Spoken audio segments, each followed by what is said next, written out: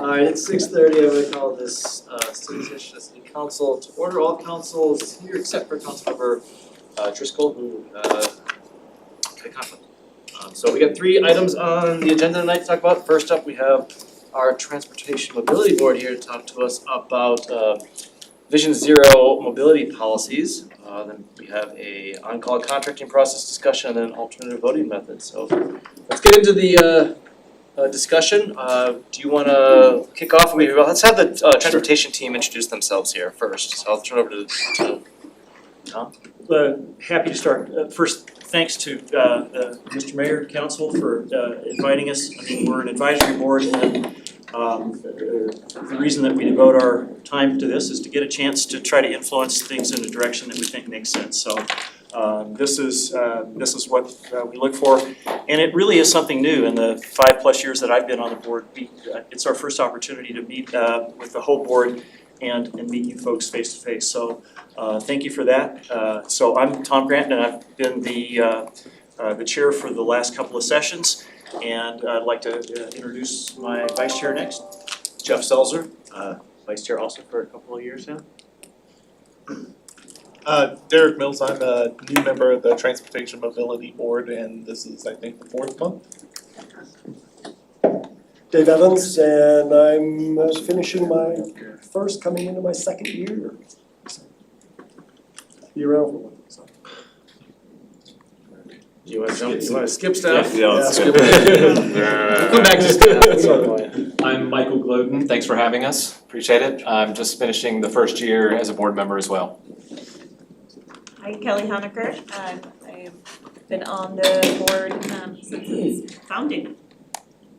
And I'm Matt Duff. I've been on the board for same as some others, about a year. And I live over on between Heritage and Broadway in that area, District 3. Great, and I'm gonna kick Michael out of his seat so staff can come sit. Can you just Sure, yeah, this way right there? I'll slide, absolutely. Thanks. Thank you. You're welcome. To introduce our newest staff member expertise on this subject, and I'll let Brent do that in a moment or two. May I go with the city manager's report? So normally for study sessions, the city manager and city attorney reports come at the end of the meeting, but given the crowd assembled tonight and this being the first day of school, I thought this might be a good time just to recognize a feature from Fox 31 News today about Littleton, Safer Streets, Littleton, and the first day of school from the vantage point of one of our school resource officers, Rick Redmond. So with that, if I think we have it queued, and I'll just share that as my report tonight. Here this morning, it is back to class time as Littleton Public School students head back to school today. The district now bringing in some new safety measures to those school zones. This is an attempt to keep kiddos safe. Certainly is. It's quite important. Carly Moore is live this morning up in Littleton over at Euclid Middle School with the changes that were made after a tragedy last year. Carly. Hey, good morning, Ken, Ashley, and the bell is about to ring in about 30 minutes, so this is a busy spot now. Of course, this is a school zone. You can see the crosswalk lights are flashing, the school bus pulling up in front of the school, and of course, these are all part of the enhanced safety measures, and some of these speed limit signs actually track traffic data and then report it back to police. Now take a look. I followed along with Littleton Police to see how they patrol school zones. They say they're doing education, enforcement, and infrastructure. So there's new signage up, there's new crosswalks, and heavier enforcement. That's where Officer Redmond comes in. Some of the new speed limit signs can actually count how many cars pass it, what time of day it is, and their speed. to let officers know where they need to send more patrols. We get the data back and it tells us, oh, well, we've got people going 40 miles per hour in a 25 mile per hour zone and we have so many cars doing this in this area, we can get a cop out there and then they can enforce it that way and try to figure out, how do we further educate people? How do we enforce this better? How do we make this a safer place for kids to come to school? And what do we need to do that? Now, Officer Redmond also does crosswalk patrol near Euclid Middle School to make sure kids are crossing safely. So, of course, if you see these signs, these are the signs that do transmit the data. But, of course, put your phones down, put all the distractions down, and slow down in these school zones. You might not, because it's been summer, you might not remember that the school zones are here. But obviously a very busy time, especially when the bell is about to ring here in about 30 minutes. So just keep that in mind. We want everyone to stay safe out here this year. Live in Littleton, Carly Moore, Daybreak on 2. Good reminders. Keep those kids safe out there. Thanks, Carly.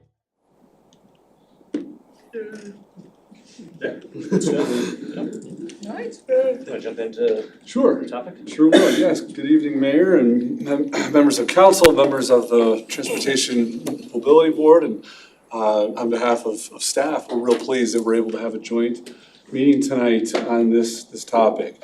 I'll just introduce by saying that several months ago, we had just launched our Safer Streets Littleton initiative with lots of different facets to it.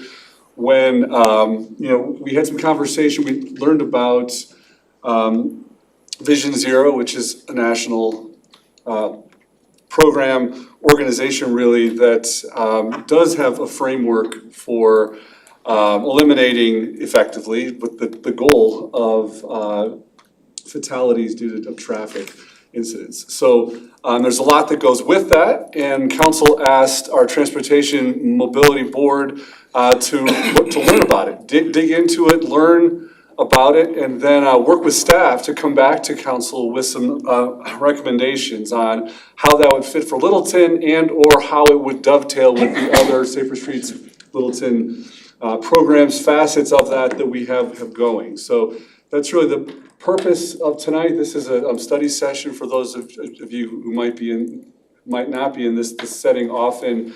We're in this format so that council can really be conversational, can ask questions, can learn. We're not here to take action tonight or give or vote. So with that, I'll turn it over. I think briefly, I'll look to our Public Works Director, Brent Soderlund, just in case there are any other introductions or anything else from staff. But really, we're here tonight to hear from the TMB and what they have found and what they'd like to share with the council. Yeah, thanks, Jim, for the introduction. Good evening, Mayor and City Council. So I guess as an introduction, I'll introduce our newest staff member, Emily Kleinfelder. We stole her from DRCOG, and she has a lot of great experience with the Vision Zero policy. So, and also we have Kenna Davis and Shane Roberts, our transportation planners, and I really want to thank them. They've really done a good job with feeding the board a lot of great information. And I also want to thank the TMB, because I think they've really embraced their role as being an advisory to City Council and to staff. And also want to thank Councilmember Reichert. He's been a great advocate to the TMB, and I think his help is what's pushed this forward. So that's my brief introduction. Thanks. So, yeah, guys, go ahead. Should we go? Yeah. Okay. Well, appreciate the introduction, and I would second some of your comments. It's been a pleasure to work with these folks. They're smart, they're dedicated, and they're helpful. Having Robert as a liaison and a contributor has been huge. We tonight want to talk about this. There are about 7 of us, and we represent different opinions, but I think there are some things that we came together around consensus-wise, and certainly the direction of this we'll get to very quickly, the recommendations, but they're in line with the things that have already been talked about here for quite a while. I mentioned to you, Mayor, that I went back and looked at the Littleton report from April and May that introduced Safer Streets Littleton. And there's not a heck of a lot of daylight between what was rolled out at that time and what we're doing here. I think there's, I hope you'll hear some nuances and some points of emphasis. And there'll be maybe a little bit of different priorities perhaps. But in general, I think we have come together to help try to roll out the things that were introduced in that Safer Streets Littleton. The other thing I would say, just by way of introduction, is that we thought about this as something that's going to take a sustained effort and it's going to take persuasion. I really would like to see us rely on persuasion as opposed to just force of enforcement and any sort of heavy-handedness. We have a real strong argument to make about why this makes sense, why we need to do a better job around making it safer for multimodal transportation, and we need to not miss an opportunity to educate and persuade and bring them along. And some of our new board members, I look at a guy like Matt over there, who's a great persuader, who helps to bring these ideas along. And I think that's exactly, one day he said, come, let's sit down and meet for coffee and let's talk about some of these things. And I got some new ideas on why it's important to have some of these protected bike lanes for a guy that relies an awful lot on his car. And I think that I'm perhaps not a unicorn here in Littleton. There's a lot of us that are in that category. And so we have to learn, hey, what's in it for us? Why is this important? And I think because we have children and grandchildren and friends that are on bicycles that are going to school, we want to make sure they're treated right, that they can feel safe. That's what this is all about. So I think that's the introduction that I wanted to have. We can talk about the agenda a little bit. You can see it there. We'll go through some background objectives and things. But let me move ahead to one more slide, and let's talk about what the recommendation is. Although we've done a lot of work going back and looking at Vision Zero across the country and talking about different elements that are contained within Vision Zero, what it really comes down to is an embrace of a program that's going to have real action that makes changes that we can feel. And it needs to be, as I said, sustainable over a long period of time. And we need to convince the folks around us that it's important, that what we're doing here is we're really creating something that's going to be there for the long haul. I've lived in this community since 1981, which dates me a little bit, and it might be longer than a lot of folks been around here. But I've seen the city grow and change, and I'd like to think that it will continue to make the kind of progress that we want in something like this, where if we can be a model for having connected and safe routes for all modes of transportation, this is going to make us the kind of city that I think we all want to have. Really a shining city on the hill, to quote somebody else, not me. Robert knows. So we want to have a connected and comfortable, comprehensive, multimodal network. That's a whole bunch of words that just says, if you get on your bike at one end of the city, where I live, way out on the southeast corner, the fringes in Stevens District, and I try to get on a bike, I want to be able to find my way all the way downtown without risking my life or feeling like I'm going to be nervous the whole way down.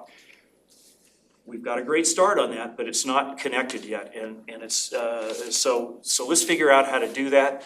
I think we want to spend some time analyzing these pilots. I loved the feature that showed law enforcement getting that data back, looking at it and saying, here, we know where we've got to slow people down. And it's going to be the same sort of thing when Shane and Kenna roll out some of these traffic calming methods. let's get feedback and see which ones work, which ones are cost effective, and then let's do more of it.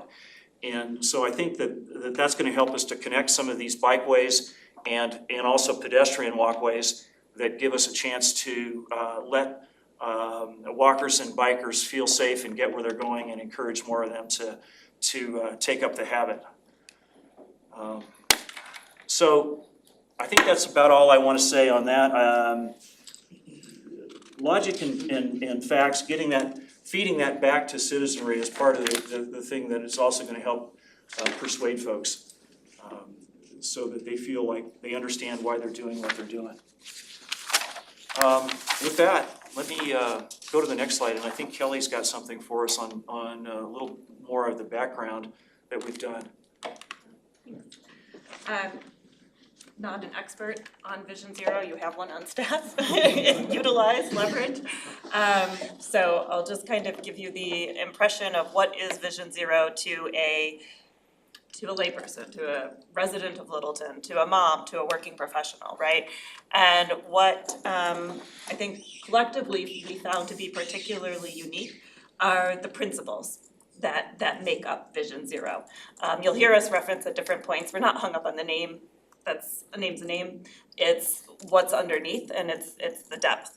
And I think what drives us here is basically Vision Zero, in answer to the question of how many traffic-related injuries or deaths are acceptable. I mean, it's in the name, it's zero, right? And it's not offering excuses. So, it's hard to dispute that, right? We're not in a place to say, no, 1 death is okay, 2 is okay. We just don't, we don't believe that. So the other kind of standout that I think we all embraced as well is it's really a holistic approach, and it isn't placing the burden or the responsibility for eliminating every single traffic-related injury onto a single entity, right? It's not saying Public Works, this is all on you. It's a multi-sector, multi-department approach. That's part of what makes it complex, part of what makes it challenging. But I think those were 2 of the strong principles that as a board we really latched onto, and I chose not to read you the slide, but you can find it right on there.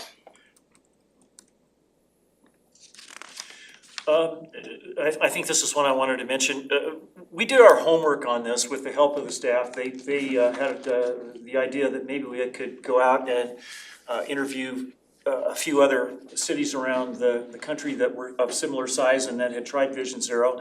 And we did. We reached out to a bunch of them to see what worked, what didn't work. And in general, I think, as Kelly pointed out, we found out that there's nothing magic about the name, which is why I think we're really comfortable with this idea of calling this Safer Streets Littleton, because it's local, it's down home, and it embraces a lot of these things, the ideas within Complete Streets, that there ought to be a place for all different modes, that safety is built in, and that we are ultimately focused on eliminating serious injuries and certainly fatalities. So we had a lot of good info that came back to us from those individual outreaches, but I think one of the ones that stands out in my mind is that it's got to be sustained over a period of time, and that it's really got to be kind of multidisciplinary. If we just appoint somebody and say, okay, well, you're the safety person, good luck with that. It's your job to do that. It really has to flow across all departments and really back out to community members, so that we understand, hey, what's in it for us? Why do we want to do this? Why do we care? Why do we want to pay real close attention around those school zones? And it's going to take a while. I mean, even today, I rolled through Powell Middle School when there were, and here's a black and white right there on the street, and there's kids crossing, and they've implemented a new drop-off pattern, but it's going to take time to educate people on, hey, we've really got to think through this, and mistake-proof, if we possibly can use that term, how these school drop-offs and high-risk sort of situations occur, where you've got kids that may not know, they may be crossing in a new place, or somebody's dropping off that isn't used to. So it's gotta be sustained, it's gonna have a big educational component, and we really can't do enough to get that word out. I was happy to see the local news get out there and cover it, but just to let you know that. This isn't, I think, is there anything more we really want to say about this? I think you've generally. Yeah, I think it's covered. I couldn't wait for the slide, so it just came flowing out. I mean, if, council members, this is really the recommendation that they're making to us around what we need to do to implement this plan. And it's we obviously have direct control over the staffing. And then I think we have indirect control over kind of trying to make it a systematic cultural thing, both within the city and within the city government and within the city at large. And so I think this is really, well, you did preview it very well. This is the action slide for us in terms of the recommendation. And if I may, there are a couple of things in here I think are important for council and really the whole city to understand. If we wanna go down this path, and this is one of the things we learned from the 7 other cities we talked to who had implemented Vision Zero, I would say that one of the major themes that every city came back to us with was, this can't be a 1 month, a 1 year, a 2 year kind of thing, and then it falls to the wayside. It requires significant sustained effort and funding. It needs to be thought through for it as a very long term, because if it's not, very quickly it drops to sort of a low priority, and then everything else becomes a higher priority, and it dwindles away. So to my mind, that's the one, I mean, there's a lot of details in here, but that's the one piece I think is most important for council to consider, that this is a long-term commitment and initiative. Out of curiosity, what were the cities you interviewed? I might need some help with that. I know we talked to Watsonville, California. Austin. San Antonio. Denver. Albuquerque, Boulder. Austin, Texas, and Harrisburg, PA. Yeah, and I'm trying to do some similar size and context of Littleton, and then some larger ones as well that were part of bigger areas too, yeah. And I thought it was amazing how they were willing to jump in and talk to us. I mean, I have an email thread that's huge, where the guy who was in charge of Vision Zero for San Antonio, he and I were back and forthing. And, I said, I'm gonna ask the rude question, did it work? Well. And so then I said, why didn't it? As Jeff just said, fell off the radar. When you were doing your surveys with these other Vision Zero cities, obviously the discourse is really important, and I'm not gonna give it away, like I'm convinced. I'm wondering, were you able to collect other data on things like staffing, funding, year over year kind of support for the programs, and where they felt like things were dropping off, and how much time, effort, coordination they actually each kind of put into it? Yes. Collectively, we got a lot of information. And obviously the size of the city made differences as far as what type of resources they need to put into it. But the reality is, I think what I pulled from everybody was those that felt like they were closer to being successful had more funding, more integration across departments, less silos, right? Like there was, I don't remember which ones were which, but I know there were some cities where they said this was, instead of being a public works initiative, PD didn't really buy into it, other people didn't really buy into it, those were not successful. But the ones where they were able to get more collaboration across the different departments, the different parts of the city, were more successful. It's not a funding by itself, but funding certainly plays into it as well. Yeah. I think the integration of all of those departments is gonna be the key. Cause some of the places like Austin, I think they had 4 FTEs That's a lot of money you're not gonna get that. And it's not fair to look at Emily and say, hey, you're the Vision Zero person now, so make sure that nobody gets hurt in the next year. It's gotta be everybody's job.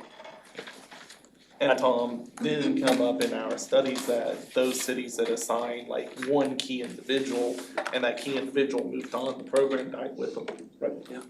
So Emily can't move on then. I think the thing to identify that is that we need traffic safety champions, and that the key word there is the plural, right? It needs to be more than just one person on staff, and it needs to be more than just within one department, right? It's traffic safety champions who are intermingled in all the different city departments, not only in city things, but maybe it's Littleton Public Schools, it's in our other community spheres that we have, where we identify these traffic safety champions who help push the message and our initiative forward. Yeah, and one thing I wanna call it is, it says not slogans or statements, you know, I think a tendency can be, you know, we had this big initiative, we got a lot of, you know, goodwill in the city from it, and then 4 months down the road, we're actually up there deciding where we're putting our money. And then we don't, you know, the initiative is gone, like the publicity of it is gone. And so then we don't keep assigning, you know, dollars to it and making sure it happens. And so I think that's an important part of it. If it is a cultural change, which it must be, it has to be just a part of the culture of the city, you know. And then that backs up, you know, the TMP and all the transportation master plan and other things that say safety is our top priority. That's the demonstration of it, I feel like. And that's why it's such a heavy lift, because it's such a long-term deal. It's gonna take a while to change culture. I think one thing I would need from all of you as our advisory board is, you know, you're right, we're at the limitations of a council which switches over every 2 years essentially. And right now, we have everybody very engaged and on board and supportive, but who knows what this could look like again in a year. So I think what would be helpful is to make sure that you are watching for those things and making sure you stay not only as an advisory board, but also as an advocate of this. Sounds like all of you are very excited about it, and I really appreciate that because I am too. But sometimes, you know, when we're in the weeds of weighing all of those resources, you're right, sometimes I don't always think about it. And so I need you all sending those emails and making those calls to just keep it top of mind. And it's not because it's not a priority, it's just because there's so much, and this is a, you know, second job for most of us, so I We think that do would be have helpful. the chance to, you know, solidify it a little bit more if we're due for a review of the transportation master plan. And I mean, you know, there's so many elements of this already in there. Obviously, there's emphasis on safety and connectivity, but I think we can build in even stronger language. You know, if this is kind of adopted and set, I think it would absolutely find its way into the TMP, which, you know, hopefully would help to, you know, keep it moving forward. And if there are things, I mean, I think a big concern for me is that maybe there are things in code that we can change, especially around sidewalks. Maybe there are some things that just need some shifts to help put some of those, you know, scaffolding in place so that if this council does change in a few years, it's a little harder to undo some of the success we have. I know I'd be really open to that and what some of those recommendations are. I think the last bullet on that, if we could just go back for just a second, that data-driven feedback on the results, that's huge, because that's the reinforcing loop that says what's working and what isn't. All right, Kenna, I know you've got to keep us moving. Keep us talking. Okay, that's mine. Goals and objectives. It's sort of like sitting on Santa's lap here, and I've got my list of all the things I want, right? Do you mind, can I jump in before you get started on this one? Because Absolutely. I'm not sure if it was clear when we talked about the recommendation. So a key part of our recommendation is we think that the city should adopt many of the principles of Vision Zero, but we're not recommending necessarily that we adopt that terminology of Vision Zero for several reasons that we don't need to go into all the depth in tonight. But I think the big one is, and it gets to some of what we've just been talking about, is Vision Zero is this sort of national program, right? All these, we talked about at least seven different cities, international program, excuse me. we like, sticking with, if you go back to that slide we were on before, we like this Safer Streets Littleton moniker. We think it really, it speaks to our citizens, it speaks to us. We think that that can include all these principles of Vision Zero that we like, as well as some of the other programs we looked at, like Complete Streets. But we think that we are recommending that we take the Safer Streets Littleton and pull these principles into that, and then present that and use that as, that is what we are doing. We are doing Safer Streets Littleton. It's clear. Okay. So the whole Complete Streets approach ensures that everybody can get along when they're trying to use the various means of transportation, right? You need to be able to ride your bike and walk and use your wheelchair and your walker and drive your car.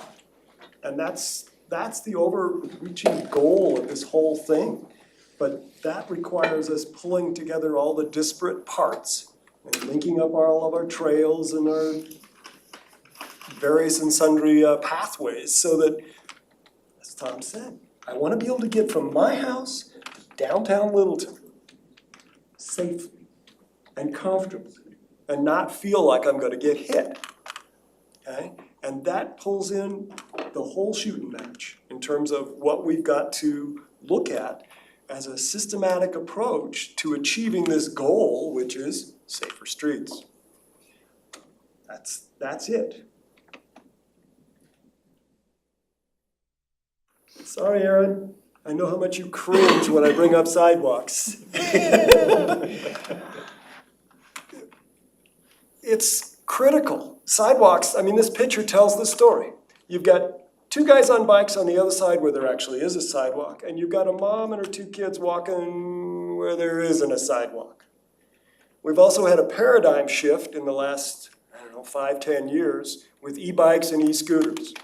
And so now sidewalks, which people used to just walk on, are now used as a transportation highway for a lot of people. And so it gets right to what you were saying, Gretchen, in terms of the sidewalks. I mean, they're an integral part and parcel of the whole transportation mobility mix. And how do we make this all work? And funding is going to be key. We had a grant to redo sidewalks in lower income areas. That's up. Be finished with the Slaughterhouse Gulch one, as I recall from our conversations. So that's kind of the end of it. But we have the opportunity with this and moving towards safer streets to really look at the whole sidewalks in a different light. You know, some of the stuff, like we've got the concrete sidewalk rebate program, but it's fairly restrictive in how we can use it. And I think we need to be able to expand that envelope, which gets back to funding. Good luck, council. But we've got to do stuff. Figured out. Actually, this is a question for Brent, and you're still taking on this new role, but I have been asking about our sidewalk plan for 3 years and trying to advocate for that in terms of equitability. We've got the study, we know which ones are struggling, where we need to be putting our money. And my understanding was there was already a phased plan to address that. Do we have any status on where we're at with that? Well, and they might know better than I, but we do have, it's the ADA plan, right? Yeah. And I don't remember the exact numbers, is it 51 miles or? I think, we just looked at this today from the We TMP, did. I think we have 32 miles of narrow sidewalks, so they don't meet the width of ADA standards, and then 15 or 16 miles of completely missing sidewalks like you have here. At the time, our ADA transition plan laid out, I believe it was $100,000 a year to start replacing and widening sidewalks. And if you've seen some of the prices of our projects, that doesn't go very far. And so, Brent Thompson, could give a better status of where that is, but that's kind of what our plan lays out, is to dedicate $100,000 a year to replacing and widening those sidewalks. Could you either, if you don't have those numbers now, get them to us and also copy the TMB? Yeah, absolutely. That would be really great. Shane, do you remember the total number? It was a very large number that was from the plan. For the ADA. Based on the numbers at that time, the cost at that time, what it might cost to build out that. Yeah, so I think our ADA transition plan had a number of around $80 million, and I believe that was a pre-pandemic figure to build out all our sidewalk to ADA standards. So at $100,000 a year, it's gonna be a bit.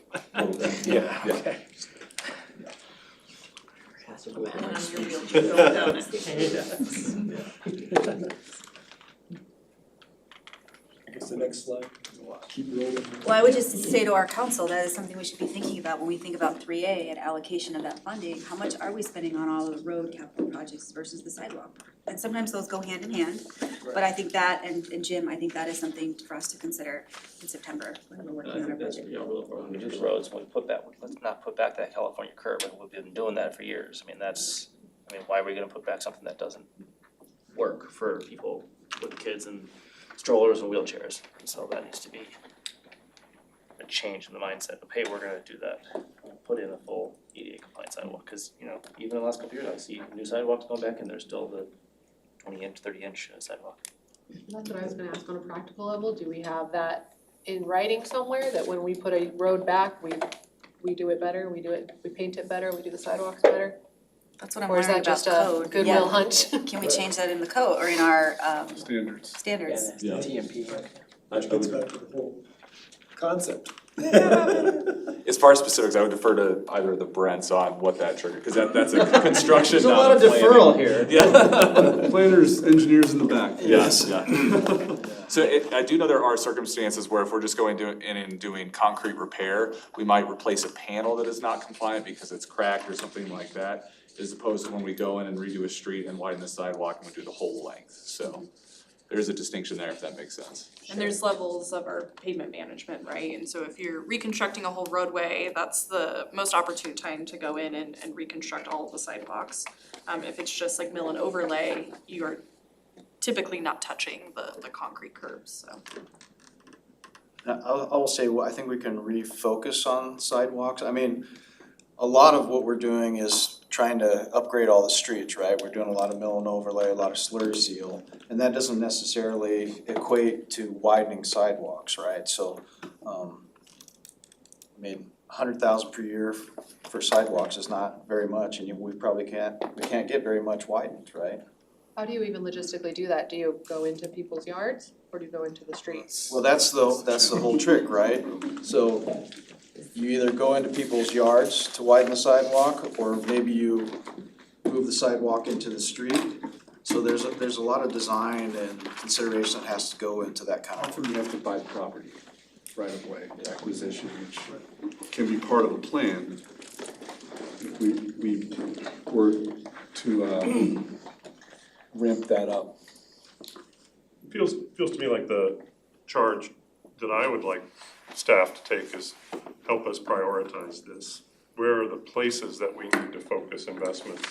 And and obviously, I feel like Tom's already mentioned schools, so where are the places close to schools that we need to focus on this, or parks, or, I mean, Grocery stores? Section has. Yeah, I'm not disagreeing with you, but yeah, help us prioritize within the, cause like, we also know that Aberdeen Village I would be out of the office if we put sidewalks in Aberdeen Village. I would be impeached, and that would be bad, I think. You guys can disagree, but that would not. It's called recall, Robert. Either way. Get your terminology right. Either way, it's not my goal. I'm just trying to be clear about my operating, sorry, keep going, guys. Do you prioritize, instead of replacing or widening sidewalks with, putting in sidewalks where there's no sidewalks? Except for Aberdeen Village. Right, so. Except for is that what Aberdeen that- Village. the 100,000 is from this one? Yeah, well, so right now, the way that our ADA plan prioritizes sidewalks is we have different tiers, and then the very first tier is where we're already doing capital work, right? Because we're already paying mobilization fees, so we can go in and be a little bit more efficient with tax dollars. After that, it's based on pedestrian traffic, so like downtown, near ACC, things like that, high schools, that's how it's prioritized currently in our ADA plan. That of course can be updated, but that's our current prioritization So like schedule. Ridge Road that doesn't have it, may have not a lot of pedestrian traffic, so that may not be a priority. I'm just using that as an example. Right, Well, Okay. yeah. Does it not have a lot of pedestrian traffic because there's no sidewalk? Again, that's the chicken and egg thing. Yeah, well, I mean, but it's treacherous. I think part of what we are recommending with our, we mentioned before this idea of a comprehensive connected network and clarifying what that is. I think that is a priority for us, so that then we can add that into the prioritization of sidewalks. So if we identify these are the routes that we think should be the primary pedestrian routes for people to get to downtown or get to wherever they're going, those should take the priority over Aberdeen Village, which is more than likely most roads are not gonna be part of that route. And have a relatively safe pedestrian on the asphalt type feel to them. And does Aberdeen Village not want them because they want that rural feel? Yeah, I think so. I think that's the part of the neighborhood character. But it is, I mean, and we have a lot of pedestrian traffic. But I feel like I brought that up as a distraction, so I apologize. Let's keep going. Well, I was gonna ask the same question, so Yeah, it's okay. I mean, there are other neighborhoods like that. It's a good Yeah, example. but there brings up a point that just because there isn't a sidewalk there doesn't mean we have to put one. Yes. There's issues, I mean, you look at pedestrian traffic, character, whatever, makes sense. Context. Yeah. One thing I want to bring up too is, in talking about going into people's yards and eminent domain and all those things, which is very costly, I imagine. Part of the problem is that our roads are very, very wide and people feel the ability to go fast the wider the road is. And so to me, it seems like we're kind of accomplishing two things. If we go into the street a bit and narrow the lanes, and then just by organically have people drive slower as a result of that. I know we live right at the bottom of the hill going to Heritage from Starbucks there on where it crosses the Highline Canal. And whenever there's like a lot of construction cars around, everyone says, I really love when this happens because people drive slowly because it's not as wide and they feel like they have to drive more slowly. And so it feels like we're accomplishing multiple things if we go in instead of pushing out as well. Took the words right out of my mouth, because I was gonna actually push back on what the city manager said, because I think in most cases, we don't need to go into people's yards to violate. I mean, our roads are very wide. Yeah. Where's the Starbucks? Fremont, right Littleton Village, right down the hill from Littleton Village, yeah. Still open. Yes, they are. I give them my money. Well, I like your comment about education and communication just around how to use the road too, because we just lived on, like, at the top of Jackass Hill kind of, and we use that stretch down Prince all the time, and if I'm on a bike, I feel like, and the kids are with me, I'm like, okay, here's where you should go, and then cross here, and then there's a sidewalk here, but not here, and I think you should ride on this side at this time, but I don't really know. Yeah. So it's very confusing if you're on different, if you're walking, if you're on a scooter, if you're on a bike, if you're.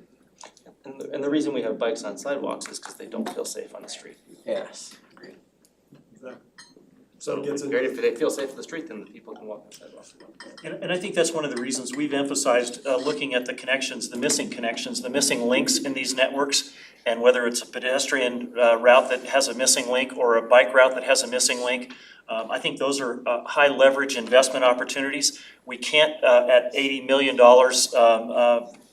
before inflation, go out and redo everybody's sidewalk. But I think if we prioritize those that are the missing links in the organic walking or biking networks, we're going to achieve that mobility system that we're looking for much faster. Can I ask a quick question about the connectivity study that I know was done? Out of that study, it obviously identified areas where there were those disconnects. Did the study also even propose round numbers for capital projects included in that study in order to make some of those networks whole? Yeah, the trail connectivity study? Yeah. Yeah, and I don't remember those numbers. It's okay, I wasn't gonna prompt you for the exactness Okay, of those good. numbers, but more for our capital projects, allocation study this budget season. Would like to see at least some degree of it broken out, so we can kind of see, even if it's just like red, yellow, green, like high, medium, low priority numbers. That way we can kind of be a little bit picky choosy about where we can put some of those funds and have some degree of flexibility. I don't know what the top line number coming out of the study was for it, but it might be such that we can't maybe do the entirety of it, but certainly select high priority areas or kind of high risk crossing areas especially. Is picky choosy the right language? Trying to make sure I'm. Mayor Pro Tem, I used it. Respect my authority. Choosy it is. No, let's continue. So just to capture, you guys got our key ask was to kind of have an assessment of where are those sidewalks and also the priority of those areas. Yeah. Got notes. So communication clearly is a huge piece of this because we're trying to get a cultural change, right? We're trying to get people to buy into multimodal transportation and safety. And so that's where, again, the long-term commitment to social media and print and getting the newspapers and everybody else on board so that we can achieve the cultural change we need to have happen so that all of this connectivity works.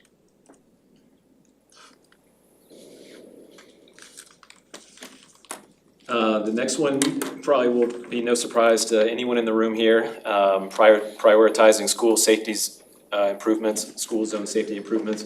We didn't order these necessarily by priority, but if we had, I think this one, would definitely have risen to the top. There's two ongoing studies that are underway right now. They were funded earlier in the year when the council approved reallocating funds for Safe Streets Littleton. Those are the traffic calming evaluation and the school zone safety evaluation. As a TMB, we're really interested to see the results that come out of that and the recommendations, but we don't want it to end there. They can't just be studies that sit on a shelf. We really want to see the improvements prioritized and the recommendations that come out of those prioritized. We'd like to see, What was the timeline for that initial data collection? I think it's happening now, isn't it? No, but like, are we doing For 3 completion? months or 6 months or? Let's just ask for an update, what's the status of each of those plans?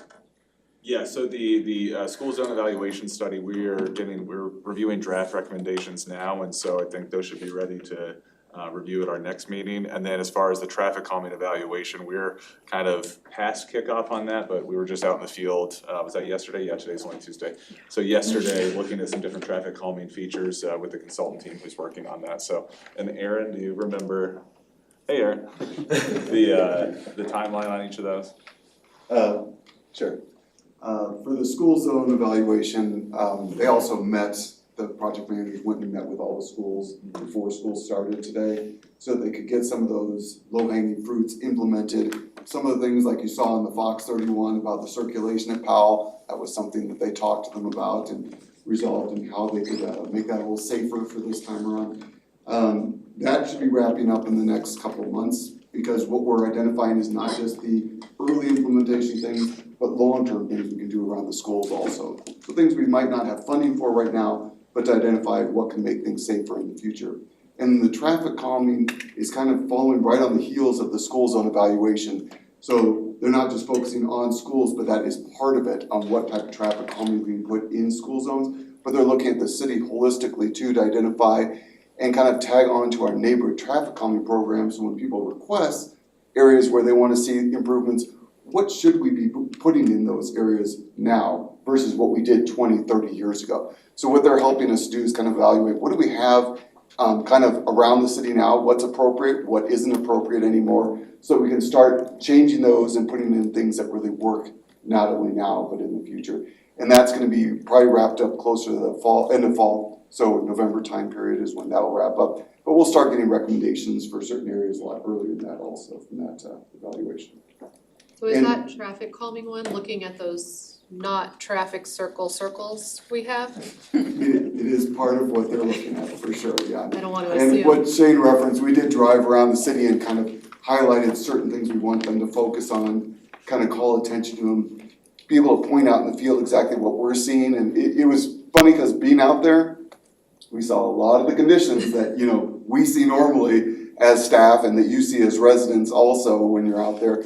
But they got to see and witness some of that too, to get a sense of, okay, what are we trying to accomplish? What are we trying to prevent that's happening at some of these locations? So, yeah, that'll be something. I think something we want to emphasize is, yes, they are studies, but we're not treating them as studies per se, because we are trying to implement stuff immediately coming out of those recommendations. So this isn't something that's going to sit on the shelf. There are certain parts of it that are longer term and you need more investment from us as a city to make them happen, but there's a lot that we can do right away, and we're making sure to do that. The council will see as part of the budget process, kind of these categories of work and the amounts that we think we can implement next year and the following year.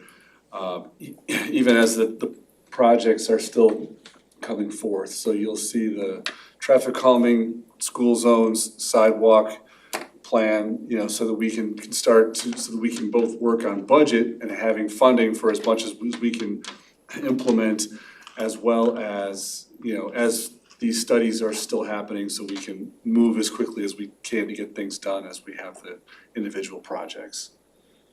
And that's a big part of the pilot program that we're doing also, is because we can go in and do some temporary to try things out, the data collection like Gretchen was getting at, get before data, after data to see what works and what doesn't work before we make the investment into implementing something permanent, right? It costs a lot more to go and move a curb, put in more concrete than it does to put in temporary barricades that can give us a sense of how this would work in the future and whether people like it. And I know something we haven't talked about yet and is probably coming up is how we're communicating that with the public, right? We have a survey that's out and we have signs now that are by all of our pilot projects so that the residents can come and give us their true, how they feel about it and whether they feel like it's making things better, making things worse, and that will help us with the data collection so we get that impression of how people feel about it as well.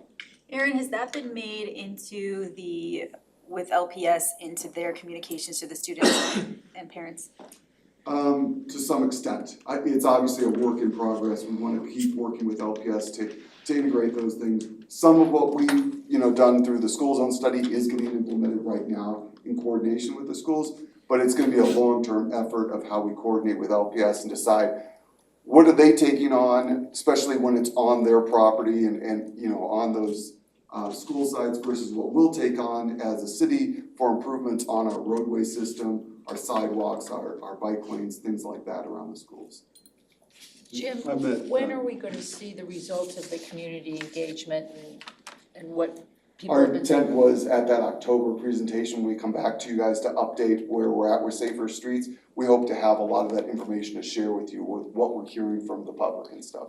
So we're collecting that now to be able to present it to you. Priorities from the school zone evaluation. Well, and that's great that we get it, but I think that would help us in our budget process too. To have that data when we're going in September. I mean, I hate to move it up, but how can we make decisions for the public without having the data that we need and the feedback that we've been waiting for? I mean, this was a pilot project. We decided to put community engagement on the back burner, but I think that will help us in terms of making these priorities and decisions among these categories. I think there are a couple categories of projects and work that we're talking about. The pilot projects have had some feedback, and we'll be able to bring you any of that we have when it comes to making choosing to move forward with making a pilot project permanent. So that's what we had talked about with those pilot projects. Other piece that we're kind of into now are those school zone evaluations and the traffic calming projects that are in the works now. The school zone project is finishing up, so we'll be able to have some discussion at the next Safer Streets update in October. But that's why we're kind of planning to come to you with some for your budget discussion with some examples of what we think those kinds of projects could be, with some placeholder funding for what we think we can implement and manage. And then we'll have to have, the next study session to finalize what those projects will be, those school zone improvements. And then as we have the traffic calming evaluation project complete, then we'll bring that to you so we can be ready to implement those projects. So most of the public feedback that you had spoken of, or that we were talking about, is associated with the pilot projects that are more neighborhood based, that were implemented, several months ago, that we're And not necessarily part of the budget process. right. So you'll have the feedback when it comes time. Staff has some of that data, has some of that feedback. So when we recommend to you to make a certain pilot project permanent, we can share that feedback with you then. I'm confused. I understand in October, we're gonna get some feedback on the Safer Streets. Got that. But it seems to me if we're trying to prioritize sidewalks, roads, all these other things we talked about, and we have this community feedback sitting there, I think that should be part of the process. Because remember, we decided to do this as a pilot project and not get community feedback like we usually do. We decided to switch it, which, Oh, That was- we did get community feedback, they came in droves, Yeah. so I don't think that's accurate. I think it is, because normally you go out and say, do you like this, do you like A or B, or what do you think about it, and we take that feedback back. We didn't do that, we went ahead and, For built the pilot project, project. which is fine. That's what we decided. But at some point, we wanted community feedback, and I think if we're going to make decisions on budgets and make prioritizing or how much we're gonna spend, I think now's the time we should get that community feedback. But isn't the fundamental question, is it ripe for any of the pilot projects to be considered to be permanent? I mean, are we gonna be making part them of that- permanent this year, or are we gonna make them permanent next year? Or That never? would be part of your upcoming discussions. Based on what we've learned, and we haven't had those pilot projects in place for very long. But I know, that's what the staff is planning to share, kind of the status of those efforts in October. So those are pilot projects. Those are things like the separated bike lanes that we have temporary infrastructure for. So that's one bucket of this work. The, two more pieces are the school zone evaluation, which we've been working closely with the schools on. Some of those meetings have happened this week. I'll mention I met with the superintendent yesterday to make sure that we're coordinating on that communication. That work will be, finalizing here. As Aaron said, you'll be hearing some of the real recommendations and some of the detail coming out of that as part of that October Safer Streets update. The third piece is the traffic calming device evaluation, those mechanisms that we have, like the traffic circles, like the chicanes, like all of those things that we have in place now. That's another study piece that's been kicked off now, and they're gonna be working through that. That piece will come back to council when that's complete. And we'll have, council will be able to make decisions at that time about which of those projects are highest priority. The TMB will have worked through those with staff to have some recommendations for you on what highest priority might be. Then Does how that do help? we decide, I understand the three projects, how do we decide as a council when we're in our budget meetings, we should put more money towards sidewalks or more money towards bike lanes, or, We're gonna without- try to paint as much of a picture for you as we can, even though some of these studies are still coming to fruition. And we're gonna encourage council to make some, to invest more than we have, to reserve funding in these various buckets that have been recognized tonight, and there are probably a couple others, to advance this work next year with the product of the studies and the pilot projects that have been happening this year. And where do the community feedback fit in? That's mostly associated with the pilot projects, what would have been the subject of advance engagement, but we wanted to move that work forward. We've done that now, and council will be able to share what we've heard from the public at that time. And that is in October, Some of that, yes. after our budget's been done. There Yes. also just to interject, there also may not be a perfect amount of data, evidence, or feedback that will dictate a proportional allocation of X or Y to streets versus sidewalks versus downtown versus our public works building. I think it becomes more of a philosophical precedence. If we are to put money into these efforts, we will see, it will bear fruit. If we put $100,000 into sidewalks, we will not see sidewalks replaced at any noticeable rate. And so I think even without having particular feedback on the exactness of the implementation of these projects, I think our goal will be to more philosophically say, where can we redirect a majority proportionally of our investments in these areas? I think that's probably more what they're looking for, rather than that divider. Council will be able to make decisions about, about specific projects within those budget categories that you'll be setting as the studies are complete and we have the data we need on those pilot projects. We are trying to do several things that could be normally done, in succession. We're trying to run them in some parallel so that we can keep moving with this work. And so we've been working hard to keep all of that happening and some real-time decision-making for council. But we do need to work through these various And you're talking projects. data as opposed to community comments, like, how many people Well, go both. this fast, or how many people? How have those pilot projects worked? What have we heard? Have they been effective? That's the sort of data that we'll be bringing back.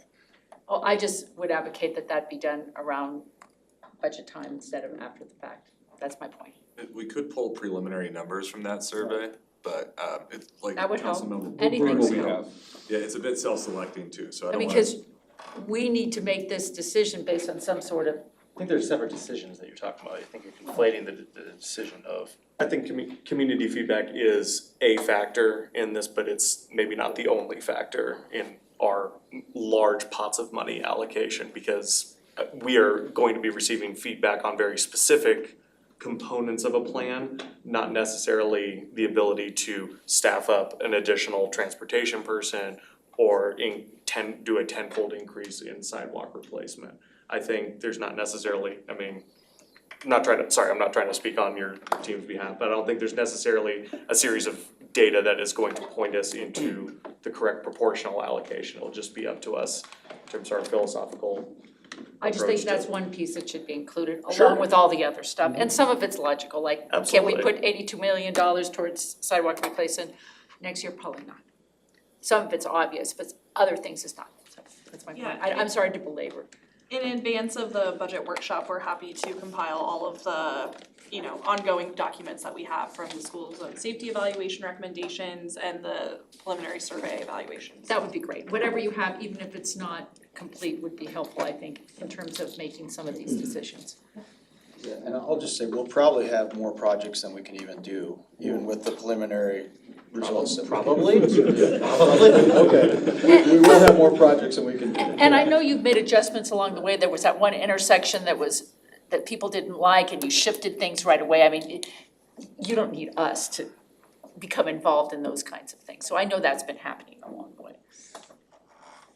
All right, shall we continue to are we done with 4 here? That was a long slide, Yeah, we've guys. got- I think we've got- Time this presentation. Yeah, we've just been talking too much. We're an hour into the presentation. Our hour is up and we Coach are, we Michael got on this. So the next one, we already kind of touched on this earlier, it was in our recommendation slide. So to make this really a cultural change, it can't just be transportation staff or the TMB who are behind this, it really needs to be embraced holistically throughout the city staff as well as the public. This is straight out of the Vision Zero playbook. There's a lot of good recommendations on how to go about doing this. But it really, the keys, a lot of them are just communication and engagement and helping people feel like they're part of a solution. The last one is a little bit of maybe a novel suggestion, partnering with private sector entities. Dave, I hate to put you on the spot, but could you just share, this came from an experience you had and might help tell the story. It was classic, I guess, to a certain extent. I ride a lot, and we're out there on a nice ride, we got our Peloton going, and we're cooking along, and there's, those big dump trucks, the big long ones, the side dumper trucks, there's 2 of them, and we see them and hear them and think, oh boy. They moved over and they blocked for us for over a mile until they had to turn. And the light came on, I went, there it is. We've got all these trucks out there, and we can put signs on them, placard them, get them to buy in to the whole concept of bikes and people have the right to be on the road. Well, why not exploit them? So you've got crime and you've got. How about partner with them? I like where he's going.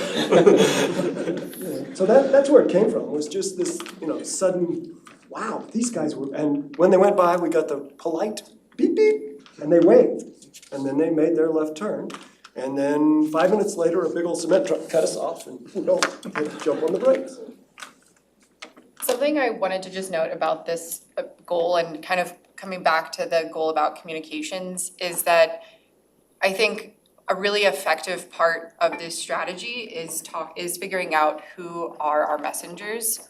And so coming back to my statement about traffic safety champions, it's more than just me or, the mayor or city staff who are coming forward telling this message to the community about, no, zero is our goal and safety is our priority. It needs to be the people in the community who are giving that message. And so I think it's up to us in this room and people that we are allies with of identifying those traffic safety champions who we can pull in and help us communicate this message more. And so, whether it's communication campaigns on the radio or on TV or social media, people are kind of tired of hearing it from the same old people. They don't want to be scolded from the police or from the city officials. But if they hear it from their neighbor or, a local, middle schooler or a parent of a middle schooler or something like that, then maybe the message is gonna hit home a little bit more and might actually shift the way people think about these things and then ultimately change their behaviors.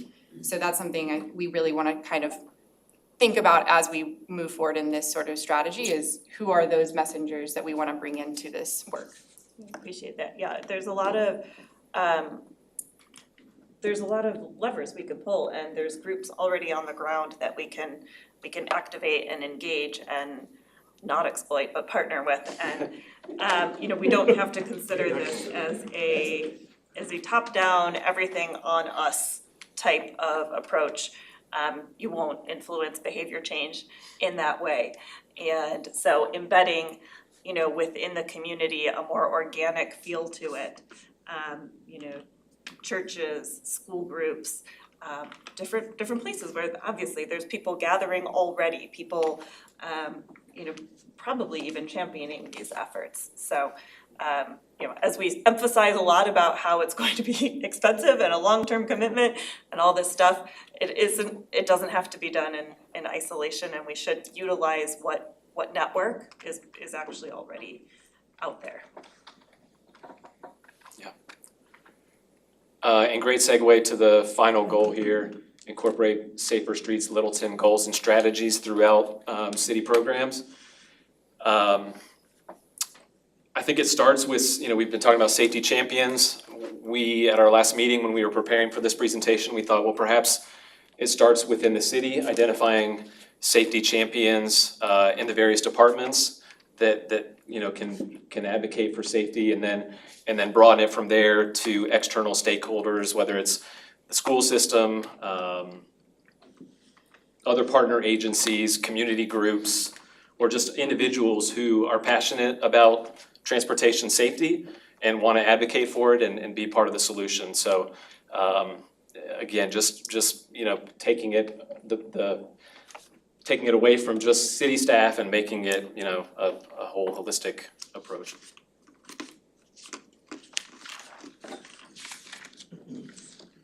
I think this is just a recap. Maybe in the interest of time, we can just skip that.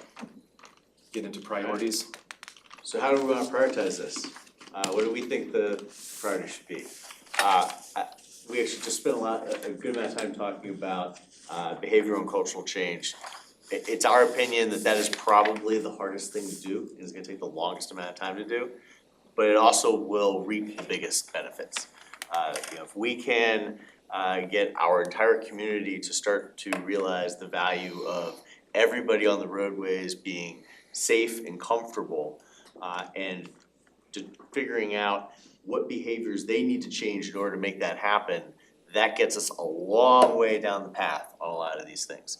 And it's not that it doesn't cost any money, but my guess is, at least from a dollars and cents point of view, it costs a lot less than 82 million for sidewalks and all the other things we're talking about. So it's our opinion that should be the highest priority, is really trying to figure out how do we find the right messengers, how do we communicate this in a way where we start to encourage everybody in our community to understand the value of safety of all roadway users, not just the guy in the car next to you.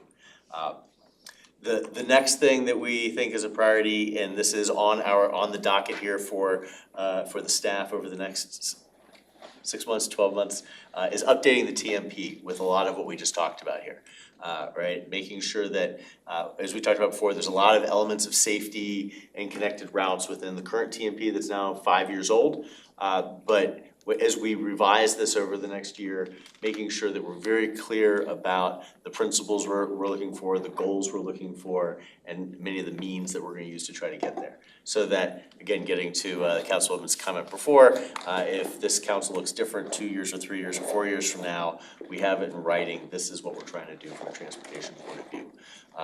We think that it will help a lot of, certainly help the people that this would affect, but it helps in selling this as well. As we should focus our projects on the most vulnerable users, our priorities on the most vulnerable users. So those would be our kids, those would be those with disabilities, those with limited mobility within our community. That should be the primary focus to start with. We also think, we've talked about this a little bit already, a lot of this is now recapping, but clarifying those routes, those pedestrian and bicycle routes. How do we help people understand how they navigate through the city in a safe way, in a comfortable way, to get to the schools, to get to the downtown, to get to their churches, to get to their grocery stores, and clarifying what those routes need to look like. That should also be clearly identified in the TMP. We're not gonna get there day one, we're not gonna get there year one, but by clarifying where we're trying to go, it allows council and everyone else to get on board with how that should look and how much funding it's gonna need and what other work is gonna be required. One thing that we thought needed mentioning here, when you look at the current TMP, not all, but a lot of the safety aspects of it are focused on what we call our high injury network. So that would be where we have seen a lot of injuries and deaths in our city. Those are, as you would guess, primarily along our major routes. Santa Fe, Mineral, Bellevue, Broadway. This in no way is saying that we should stop focusing on improving those areas. We certainly need to continue to make progress, and we've made a lot of progress. Since I've been on the TMB in the last 5 years, I know we've made major upgrades to multiple intersections in our high injury network. We need to continue that. This is in addition to all this other stuff we're talking about. And then the last on our priority list, or at least what we would suggest do as priorities, is really focusing on working with LPS. I'm not sure if this meeting is the right time to talk about the details. I'm sure Robert can talk a lot about it, but we have had integration with LPS in the past. There's been, as part of budget issues on the LPS side, some of those contacts have been removed. We need to make sure that the coordination between the city and LPS is solid and that we're all on the same page looking forward. They can be our messengers, but they're obviously our clients in this way as well. So, the next steps that we're gonna take and kind of wrap this meeting up, is Jeff is talking about the transportation master plan definitely needs to incorporate and memorialize these safety improvements that have been discussed and gleaned from the Vision Zero study. There are individual items that can be recommended, but one of the most important things is gonna be a safety action plan. It needs to be something that is a part of the TMB, but is also individually developed to assist it but also specifically address safety items. City staff is well expertised in the methods and the means of how to do that, but it's without doing something specific, stuff will get lost in translation. After that, like, we have talked about safety champions, we've talked about an individual staff member or many staff members, but there's gonna be many people in the community. It could be somebody from the school, it could be somebody from the hospital, it could be somebody from a private organization, but they're all members of Littleton, interested in Littleton safety, and we need to identify and work with everybody to bring a complete culture change to the city. In addition, one of the things with Safety Champions is gonna be what happens when those people move on, find something else. Succession planning will be key to ensuring that we have continuity of these subjects. And lastly, trusted partners are gonna be key. Even though individual people will move on, we're still gonna need individual people to have a passion for safety to engage with the city and help us promote that. We have many excellent staff members that are very interested in city safety. We have many excellent members of the community that are also interested in it. Let's bring everybody together, work as the team Littleton, and bring safer streets to everybody and be an example to the entire Front Range.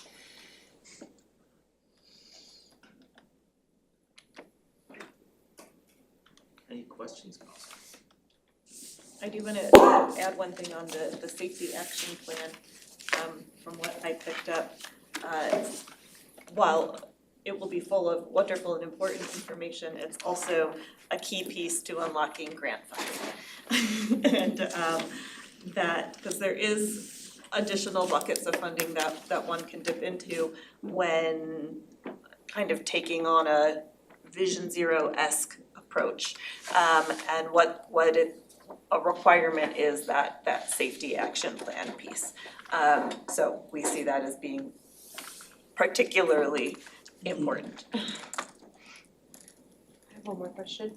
As you guys looked at those other 7 cities, how did you guys feel like Littleton compared as far as our departments working together already? Do you feel like the police department and the staff and the council and everyone's already behind this, or do we have a long way to go on that? Well, I think we've seen an awful lot of good signs from this city in the amount of coordination. We're a little bit limited to visibility into the police department. We haven't had them as involved. But I think we're pretty well positioned, and I think you've got a lot of agreement about where we need to go. So I think in that sense, there are reasons to be optimistic about our prospects, and we'll stay on it. I'll just note from like the regional perspective, I, have a lot of experience working with all of the other agencies across the DRCOG area, and Littleton is by far one of the most progressive communities and definitely has way more institutionalized safety within the organization of Littleton compared to a lot more of the communities around the region. There's still obviously a lot of work to go, but I think that frankly it's one of the reasons that led me here is that I saw that there was more than just one person working towards this. It was very much an intertwined effort throughout more than just one city staff person. And so it is though, there are many agencies across the region that have applied for Safe Streets and Roads for All funding to create their own local safety action plans. There's over a dozen that are currently in the process across Colorado. Many communities similar to Littleton size, like Castle Pines and I'm blanking on all of the places, Thornton. Some of these very similar style communities to Littleton who are going after this type of work as well. And we meet bi-weekly with PD and communications to talk about neighborhood traffic safety issues, so the communication piece is there, so. Yeah, and I think this is our first year of doing Safer Streets Littleton, and I think it's been successful from the standpoint that we have buy-in from communications and from PD, and we meet and talk regularly. I would add community development to that too. Yes. As they're now, to the point of the holistic view and, really incorporating, these Safer Streets principles as part of our development review and working with private sector too. I think you'll see more and more of that. You're already seeing that in virtually all of our projects, but you'll see more as we keep going forward. Yeah, I wanna say, it's really heartening to see this group coming together and pulling oars in the same direction. I couldn't be happier with your recommendations. I also really like the fact that you're encouraging us to essentially stay Safer Streets Littleton, and create that kind of unique and individualized identity. Local. Yeah, exactly. And we really support that. I think there's nothing in here that you've proposed about the transportation master plan or safety action plans, obviously continue utilizing grant funds the way we have been, but that can't sustain us, like, quite honestly. Like, those grant funds are, you know, oftentimes a one-time shot out of the federal government. They are going to start diminishing. The opportunities will become more competitive and smaller in size, and we cannot grant fund our way to the improvements that we are seeking in some of the recommendations. And therefore, only sustained, committed funding sources for that work can actually get us to that meaningful end. And to that point, those sustained, committed funding sources also need to go to supporting staff. We understand, we have been pushing you all pretty hard over this last year as a response to what we see as incredibly urgent. But we can't do that forever either. And thank you for coming on board. I'm glad you chose our city to be a part of. But we need to keep up that pace. And so I think not just in our capital planning process, we also need to start thinking about, in terms of revenue, ways we can either diversify or be more clever about how we find revenue sources to sustain this work longer into the future. That is how you codify it in the long term. So, yeah, thank you guys for all your work.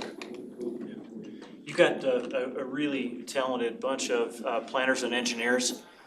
Really impressed, and so it's been fun to be working with them and be a part of this. And that bunch back there are the good folks. I failed to actually put my ask in there, because I like listening to the sound of my own voice. One of the things that I have a hard time kind of conceiving of with regards to kind of the intersection of all these plans, our ADA accessibility plan, our Parks and Trails connectivity plan, is essentially that is a really important part for us to be able to take advantage for grant funding, for capital projects, to, you know, do them as we see them. Like, that's hugely important that we have that, and we do. The part that I feel like I'm missing as a council member is, what does our department need to grow into in order to put these things on a realistic time horizon? And it can be astronomical numbers, and it really can be. I mean, but by the calculation of $80 million for sidewalk improvements at $100,000 a year is about 800 years worth of work ahead of us. And I think a goal so distant is a goal that is not real, right? And so if we were to make real plans for 20, 30, 40-year time horizons on some of these critical issues, what is the engine that we need to get us to that point? And you have been doing a ton of that in terms of the planning. And now we need to know from you all, Mr. New Public Works Director, what do you need for us to make that achievable in our kids' lifetimes? Money and staff, right? Yeah, it's money and staff. I feel like we need a North Star of what size of team, what sustained funding sources we would need to find revenue and economic development capacity to fuel. So I want to say thank you to the TMB for all the work. I think you guys did a really good job, and I really appreciate the opportunity to participate in this with you. This was really a lovely experience, and thank you to the staff. I'm really, you know, Tom said that the staff, I think that was Tom, feeds us with good information, and you guys have really impressed me with your ability to kind of bring good stuff for us to chew on, and I really appreciate that. So I think in the big picture, we're trying to change the culture of Littleton so it's safe for people to, you know, safety is first for any time a foot or a tire or a stroller, you know, hits the streets. And I actually think a lot of that cultural change starts with us as a council, because we are the community leaders that can kind of articulate what that looks like at a crosswalk and in a bike lane. And, you know, it's part of our job is to articulate what we want it to look like in 10 years for pedestrians around town. And so I think there's some responsibility for us to continue to kind of articulate, both at council meetings and when we're out and about, how we want it to feel for people. And I think the communications department will follow what we articulate. But I look forward to us having kind of robust and loud kind of conversations around, how should it feel to walk in this city, and what do we need to change to make it reach our goals? So I just think there's a big part of the cultural change actually sits with us as community leaders. Did you have anything to add? Did you have anything else? Yeah, I just echo everyone else that council said. I think these are great, the goals and objectives. I think that cultural change is, I think, overarching. All the other ones kind of slot in underneath it. And I think to tie in with that cultural change is that commitment to continued funding. Because without that, it doesn't really matter if there's anything else going on, because we can't do any actually change of the infrastructure, which is at the heart of it as well. To go back to kind of the thing that Matt brought up with the slogans and statements, and I know Jeff kind of made the comment about, that the recommendation is to continue as Safer Streets Littleton and not use the Vision Zero moniker. Not that I disagree with that, but tell me, what's the downside of saying Littleton's a Vision Zero community? I think we could say that. We could say it, Littleton is a vision, like through our Safer Streets Littleton program, we are a Vision Zero city. Final technicalities. They're not mutually exclusive, and it's a branding of our broader approach for, there's that circle, Right, yeah. a few in. More concentric circles. And it's, Yeah. that one, yes, that one is, they're connected, Yeah, like we would be considered, like the Vision Zero Network, which is the organization that really provides all the resources, webinars, and sort of a database of all of the Vision Zero or safety communities. We would be then considered, if we were to adopt, a Safer Streets Littleton sort of, program, and this commitment. I think that's one element of it too, is that it's not just adopting a plan, but there also we could discuss this element of city leadership really having a declaration or proclamation, I don't know the correct term for it, but really stating that this is what the city of Littleton is working towards, and sort of codifying that into our structure of the way we work. But yeah, I think that's just. I didn't know if I was missing some nuance there. No, I think we're relatively name agnostic. It was just a matter of, we started this, right? Like this is, the Safer Streets Littleton is already in front of people. And there's I think, general sense of understanding of what it's trying to accomplish. We just don't want to muddy the waters or complicate by saying, and now, that's great, we have Vision Zero. And so, T-shirts. I don't think, we're not here to. I think we spend so much time, Safer Streets, Littleton is a slogan and is a statement. It is. So, I'm just trying to think of. Slogan and statements are good. I know, It can't be where it ends. Right, So- and that's what I wanted to say, is if we did that, we didn't wanna say, some cities just say we're Vision Zero and don't have anything to back it up. My point was, if we have all this stuff to back it up. It's like a name change. I mean, all this time and effort's been invested in the I'm Safer not Streets. thinking changing the name. It's like a But if you Kleenex and tissue situation. We're talking about wanting to blow our nose and needing to use a tissue, but we're calling it a Kleenex. Like, Exactly. Yeah. it's the same concept, it's just the way that we're described, or the term that we are using to coin our program. But, Mr. Mayor, I do think there are a couple of tensions. If we focused solely on our high injury network now, I think we would lose focus on increasing the pedestrian and bike safety in more places. Where would we say we would only focus on? So I'll jump in, so there was a That's leap my- there that, because Councilman and I actually have a similar opinion of this, I know the whole board doesn't necessarily feel this way, but in many of the cities we've spoken to and in the research we did, a lot of cities adopt Vision Zero because they have a serious fatality problem, road fatality problem. And the idea to get to zero is you're trying to get there as quickly as possible, so you're going to attack your high injury networks first, right? This is where you go to where it's the whole like, why do bank robbers rob banks? That's where the money is. Why do you go to high injury networks? That's where the injuries are, and that's where you focus most of your attention. We are coming from a different perspective. We do not have, in the grand scheme of things, a super high, we don't have a lot of fatalities in the city, right? We have some, which is, everyone is tragic, but we're not trying to dramatically reduce it. And so if we focused our attention on where all of our fatalities injuries happen, it's primarily on Santa Fe, Mineral, Bellevue, Broadway. Car-centric, And that's where we would be focusing our attention. And that's where Vision Zero guides you towards going towards. And we feel like our system, and again, not everybody agrees with me, even the experts, but this was a lot of what I pulled from talking to these cities. And so there's another perspective, which is we wanna focus on the whole city, Yeah, I agree with you right? 100%. Not just on our high injury networks. That makes sense. And we don't want it to be car-centric, we want it to be bike and pet-centric too.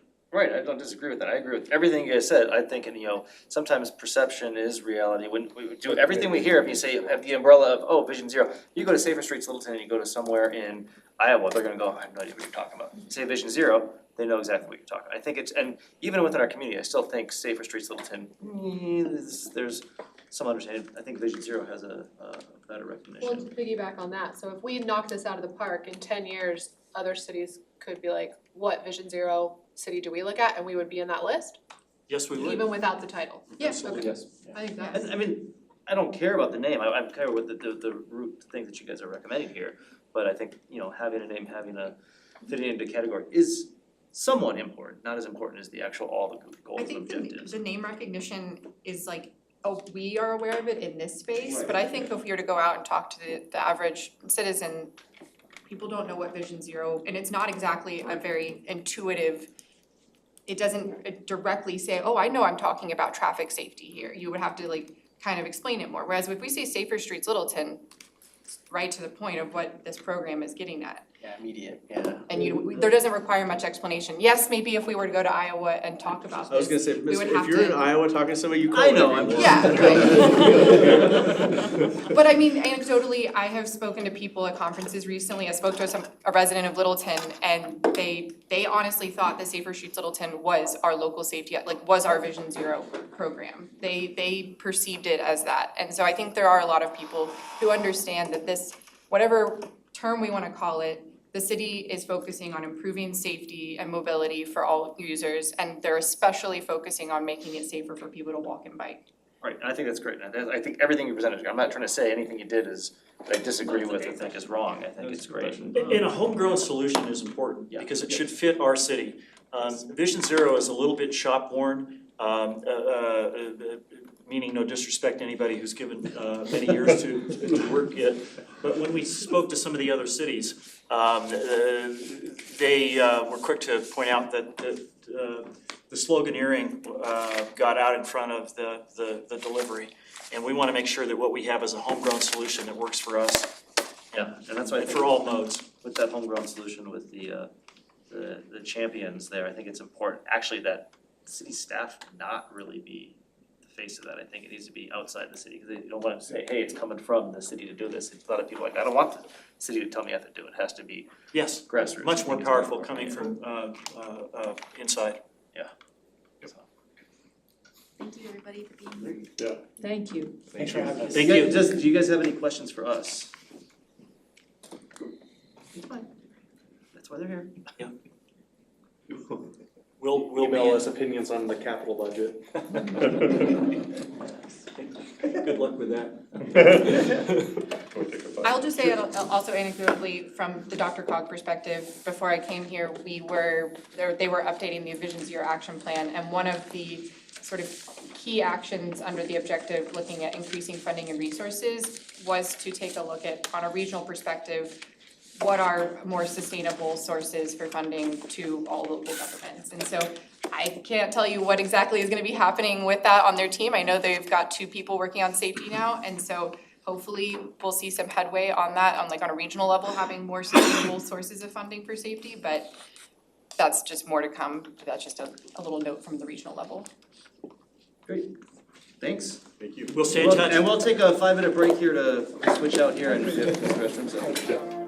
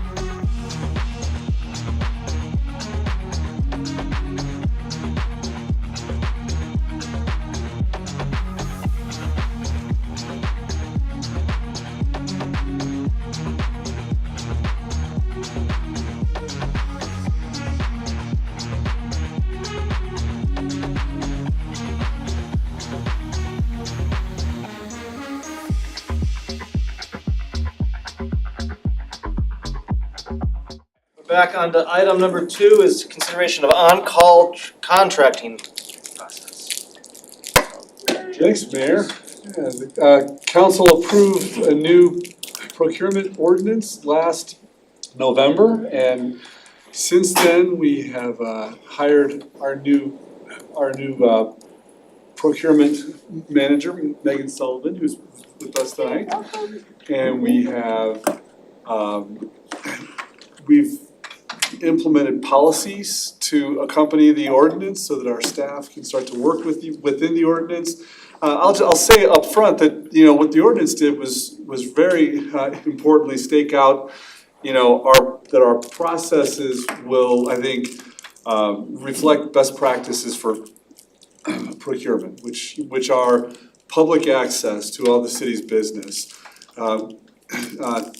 competitive pricing for city business, council approval and public visibility of our processes. Those are some of the big ones there. So it's a major, you know, upgrade that we're now working within that environment. During the time that council was considering the ordinance and talking about those goals, you know, what we had said was, let's put the ordinance in place, let's stake out these important corners of what we're trying to achieve with this ordinance, put some policies in place, get some experience with the ordinance, and then we'll, you know, staff will keep thinking about innovative ways to deliver projects that can save time, continue to save money within the corners of the ordinance that we have. So I think tonight we have one of those, you know, alternative service delivery models. It's innovative for us, I would say, but it's not necessarily innovative across the you know, metro area. Certainly nationally, there are other communities that use on-call contracting models. And I'll just say up front, because I've had the, you know, question, it's a good one, what are we trying to solve here? And what we're trying to solve here is for time and for how we can, you know, we know that especially on large projects, large capital projects, full bidding procedures per project are very important. But we also know, and what we're talking about tonight is a way to pre-qualify, have an open process for all contractors, and then pre-qualify vendors per type of work. Still move forward with much of the rest of the process, but we would be able to save a lot of that upfront time that can take 6, 8, 10 weeks for all that work that has to happen for relatively small projects. So this will help us to move a lot of the smaller projects that we do fairly routinely along faster. So with that intro, I will turn it over to Brent and Tiffany and Megan, who will kind of walk us through this this proposal. Tonight, we're really looking for your, you know, we have done the work to pre-qualify some contractors for various types of work. Before we brought you contracts that work within the ordinance that we have, we wanted to just bring you this concept, this mechanism, so you can have a, you know, a full understanding of it, ask us questions. We are seeking your support, endorsement to move forward with this process so we can get to some of this work. So with that, I'll turn it over to staff.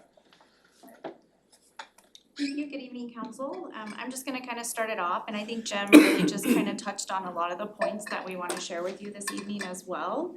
And so just to kind of give you an overview of where we were and where we are today is, Jim mentioned that the ordinance was approved in November of 2023. And really within that ordinance, we established some limitations on formal bidding or maximums on formal bidding. So currently now our non-capital projects, anything over 100,000 have to go out for a formal bid.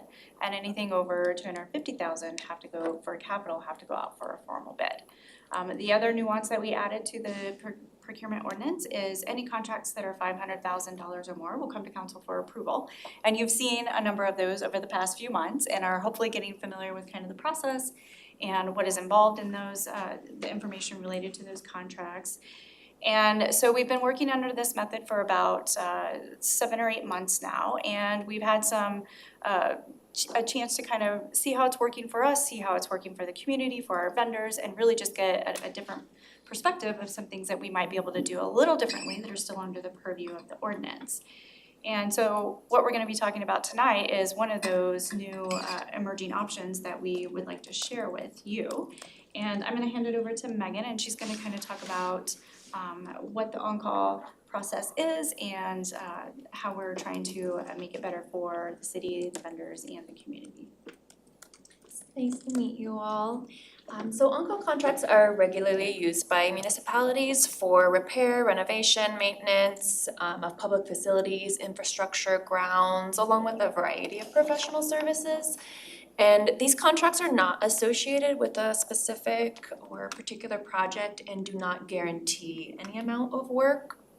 But rather, on-calls allow public agencies to contract for multiple or recurring small projects over time without having to formally bid each project separately. So as Jim mentioned, this saves the city time and money, especially for unanticipated projects that come up at the last minute. Safety concerns, all sorts of things we can address there. And it also allows the city to start projects faster and also serve our constituents' needs faster. And we'll talk more about process on the next slides, but work is gonna be issued via a signed work order, and that work order will define that individual project's scope, complexities, challenges, the cost, quantities, deliverables, etc. And so what work orders do is they allow flexibility and the ability to obtain services on an as-needed basis. And that's without having to enter into a new full-blown contract for each project. But as we mentioned, we will still bring work orders over $500,000 to City Council for approval. So these on-call contracts do still align with the values of competitive bidding because work is technically competitively bid twice. First, we selected contractors via the RFQ or request for qualifications, which we'll talk about on the next slide. And then second, we'll be asking that pool of on-call contractors who are awarded for mini bids or quotes for each project when it comes up. So lastly, Public Works will be tasked with retaining mini bid data and documentation for record keeping purposes and also for audit purposes. So that's gonna be, which projects we mini bid. It's gonna be which contractors submitted bids or quotes for that project. And then of course, it's gonna be copies of the mini bid documents and what bids we did receive.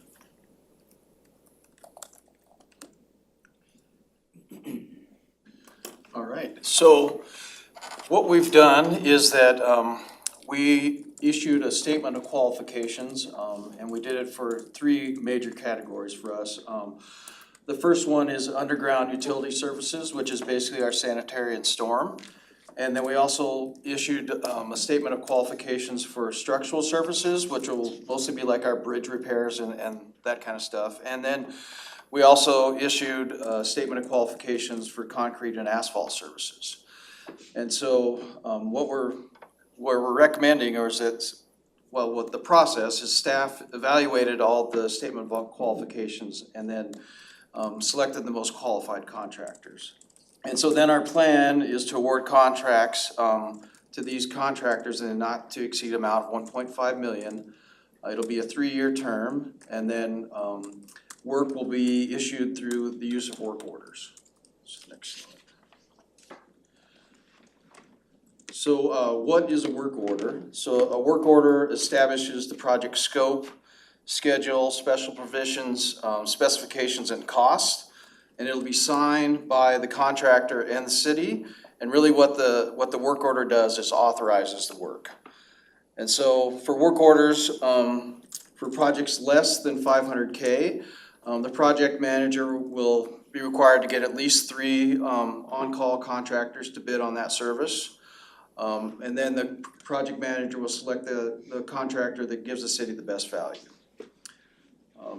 For projects greater than 500,000, it'll follow roughly the same process, except the project will be bid to all the contractors in the pool, and the work order will need to be approved by city council.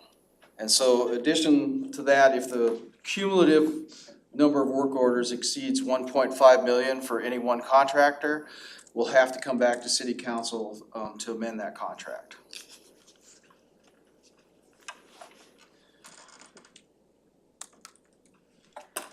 So staff is recommending that, or we're gonna be, well, actually, we're Not gonna be going back in bringing time, this though. to, yeah, we're gonna be bringing this to city council probably on September 3rd.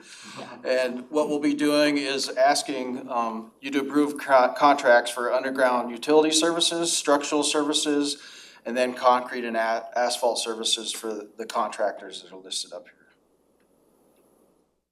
here. So you just said that you needed to have 3 contractors per project, but there's only 2 in structural services. So you're right, so structural services was kind of a niche kind of construction service, so What is we only really had 2 that were qualified that we thought, so we'll always just go out to those 2. What is structural services? I'm sorry, you explained it, I missed it. So, for example, a bridge joint replacement will be something that'll be structural services, so as you approach a bridge, there's the joint that's used for expansion and contraction, and so those are the kind of projects that those kind of contractors do. A Or real-time- yeah. A real-time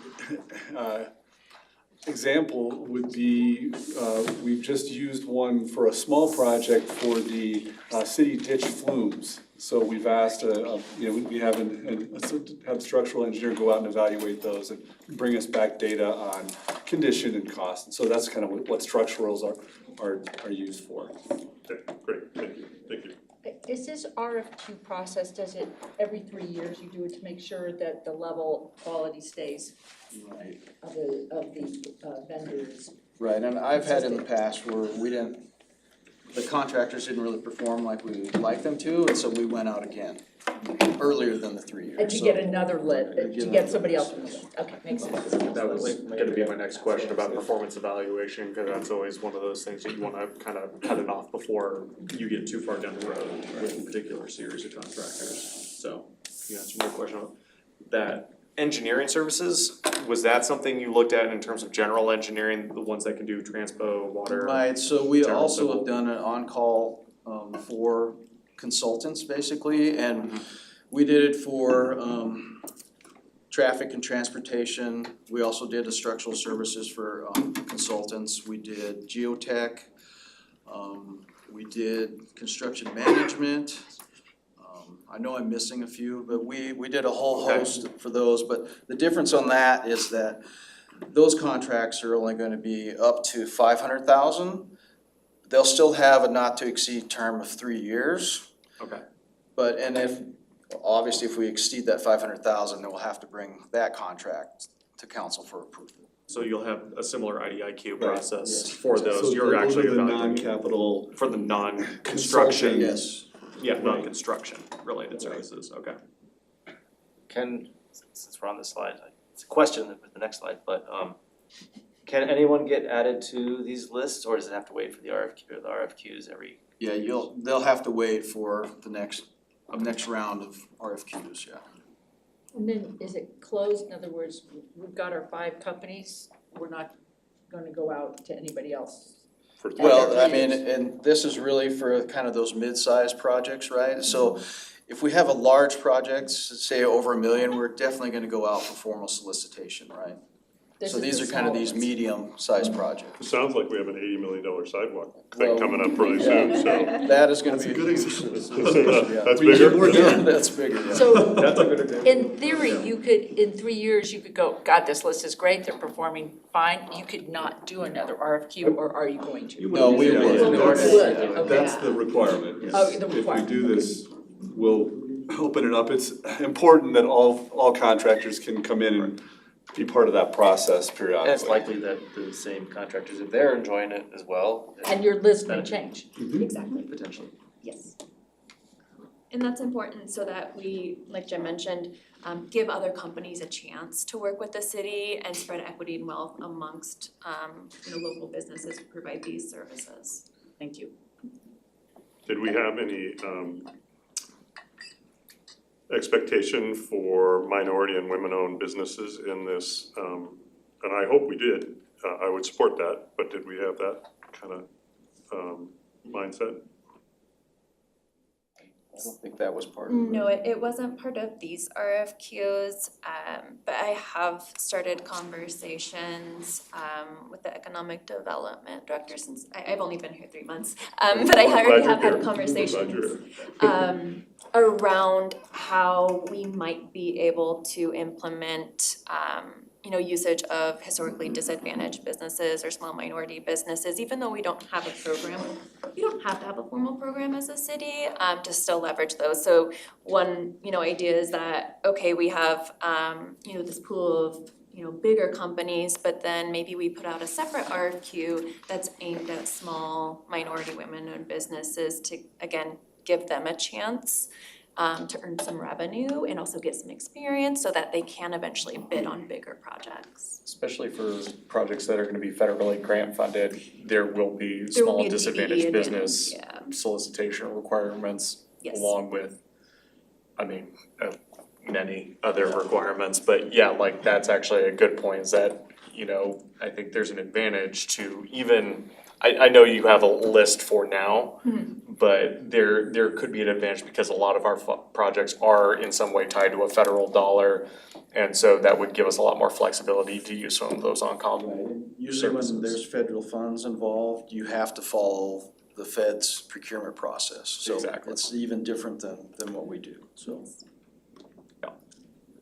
Which is why I was gonna suggest maybe even for projects estimated at less than 20 grand, you can do simplified acquisition up to even 50K. I mean, it's all about your internal threshold for risk, but maxing that out to me is 20K doesn't buy you a whole lot of capital of anything. So, feel free to push the ceiling on that to the federal simplified acquisition threshold levels the micro purchase thresholds, and then push the ceiling on the simplified acquisition threshold as well. Yeah, and to your point, there's definitely opportunity for these particular services for subcontractors. So maybe it's, a $300,000 project, but maybe that contractor can buy supplies or materials from a smaller minority women-owned business as part of that.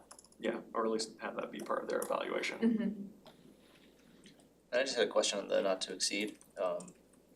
If one of the contractors is approaching $1.5 million there, basically then everything else has to go to some of the other 4 or 5 or whatever that are in that list, if they can. Yes, that is part of what we've written into the work order issuance process, is that many bid requests will go to those contractors who still have spending capacity left on their contract, yeah. And we have talked about, with construction costs rising, and having some, projects on the horizon, that if the majority of our folks are hitting that 1.5 million much earlier than the 3 years as planned, maybe we go back out to bid and, get more contractors on Can come board. back sooner than 3 years if we've hit those ceilings, or if we think there's been a significant change in the market. But the plan would be for the 3 years. Any other questions? Just that, how will we know if this worked? How will we know if this was a successful change in policy? We'll know that we'll get a lot of the planned work, the budgeted work done more quickly. I've noticed, and I think our staff has seen, that with all of the time in the process, they've certainly identified to me that that's one of the reasons that we do push a number of our projects forward, or we're not able to get done as much as we had planned, many years. So, we definitely will see that work, and Do we have like a metric of months to completion that we can It sounds like report they're back trying on in a couple of years, or? take out 2 to 3 Yeah, months. I would think so. So, during a typical year, we have probably 10 to 15 of these kind of mid-range projects. And so this whole process of being able to write work orders should speed up the process for all those kind of projects. But we can definitely measure, when it started and when it ended, right? It's more of just a process improvement. Yeah, no, but there is a little bit of risk to this as well, where you have people who, once you have that closed group may not actually offer the cheapest option, because they may not compete, and they may not be the quality of the larger group. And so I'm willing to take that risk. I mean, I've seen that in other federal contracts where they create closed groups, and you're really limited and it's not the same thing, it's more technical services person. But you run the risk of that group colluding in one way or another to make sure that the prices stay high, and you run the risk of the quality going down versus going out to the whole market. I feel like that risk is acceptable, given the neat goal to get this done faster. But I would also like in 3 years to be able to say, we ran that risk and a part of it is the quality seems fine and the procurement is 20% faster. I would like to have those kind of things to show for it. So from the time that you wrote a solicitation typically to when you closed on a contract in general, what would that take you, 30 to 60 days? Longer, when you think about it, you know, formal solicitations, we typically, from when we advertise, we don't close them for 30 days, so that is 1 month right there, Yeah. just for, while it's open on the street for bidding. So And if that's after the time it took to compile the formal The scope of RFP. work. Yeah, blinded, get your evaluation criteria together. Yes, Yeah. yep. It's probably 90 days. So you could probably cut that time in half, that's kind of your total. Yeah, and I would just like to be able to say, we made this change Yeah. 3 years ago, quality seems to be, and, well, you know, I guess I'm asking for something in 3 years, and who knows how my impeachment's gonna go, so, Recall. We'll still recall. find I don't know, we can change it, let's. Feels like my colleagues are willing to change You that. may not wanna put We'll talk this about this. out there. I just like, in 3 years, I'd like to be able to say, this is what we got out of this policy change. But I'm not negative about, that's not a negative statement at all, that's just to let us show that we actually did a good job of improving our processes. And I do wanna echo that with Robert too, that like those concerns are truly like fair and valid, and I think part of this, and I know I discussed it with Jim too, about like being really enthusiastic about this and our ballot initiative to, you know, make these procurement policies more effective for the modern day, should also, as we are gaining in complexity, we also kind of need to keep pace with the transparency of the process as well, so the more we can, and I know this was on the task list to get up on Public Works websites and stuff like that, but to know when these open, existing or active contracts are out there, who is on and who is getting what awards to do what. It doesn't need to be the full solicitation package unless somebody wants to put in a request for information, a freedom of information request, but like even something as basic as that, I think would go a long way to kind of making good on some of those transparency pushes too. That's a great idea. Yes. Any other questions or comments? Otherwise, we'll see something on September 3rd. Let's see, 3-somethings or like 21-something. I'm trying to figure out the best Haven't way, figured the out. most efficient way to bring those to council. If we I would have prefer full 3 as contracts. opposed to Every 21, bullet, so. is a Okay. He's pushing for Make it so. 21. I think that you guys can go now, or these guys can go. Thank you very much, we really are glad you were here. We'll let the mayor thumb wrestle the city attorney on how many things are Thank done. you. Yeah, I did just wanna thank Megan for being here and making all these changes and helping us really elevate our procurement process in general and get us to a place where we always envisioned that we needed to be, so I just She wanted has been amazing. And thank you and welcome, since this is Megan's first time in front of us, you guys threw her in front of the wolves here, the feral wolves. Feral, don't give me feral. Watch out, you'll get impeached. As in like single source for engineering as well as. Robert, This man is when Oh, you is he stop, waiting? you think, Really you define the get rid types of of the peanut butter contracts. stuff? In terms of Maybe I'll do a design, peanut butter build, bag, design, build, because CPC. I really like Reese's, but I'll keep them separate. Does that work? It's a contact CMGC allergy, seems so to be- that means if you eat your recess, and then you touch the desk, and then I touch the desk. I'm gonna break out in that. Okay, something will We be. don't want that. Peanut M&Ms are fine, those are pretty coated, and I've never had an issue with people eating those, but Start talking All right. but like the Folks, other stuff. Yes, I will do that. We're, I will do that. we're moving on to the next item here. So, alternative voting methods. Discussion. Right. Brief intro from me. The white as- smoke versus As the black Colleen, smoke. Get myself ready here. gets up and going. So yeah, last spring council, asked for a study session where you could learn about and consider your interest as a council in alternative voting methods. And those that are, talked about frequently, really two that we have tonight are ranked choice voting and approval voting. And both of those are in various stages of development and availability to communities like ours. And so tonight, we've asked Colleen Norton, our city clerk, and she is also our designated election official. So it's within her role to keep up with what's happening with these topics across the state. And she also manages our election and our coordination with all three counties that we're a part of when we choose to coordinate those elections. So tonight, again, we just want to kind of have an overview of these alternatives. I think she'll also mention, just for reference, the one that we use and that's kind of traditional for us. And then we'd like to just hear questions and have discussion, and based on the availability of each of these methods, if council would like to learn more, or take a next step, we'd like to hear that and move forward as you see fit. So I'll turn it over to Colleen. Thanks, Jim. Good evening, Mayor and Council.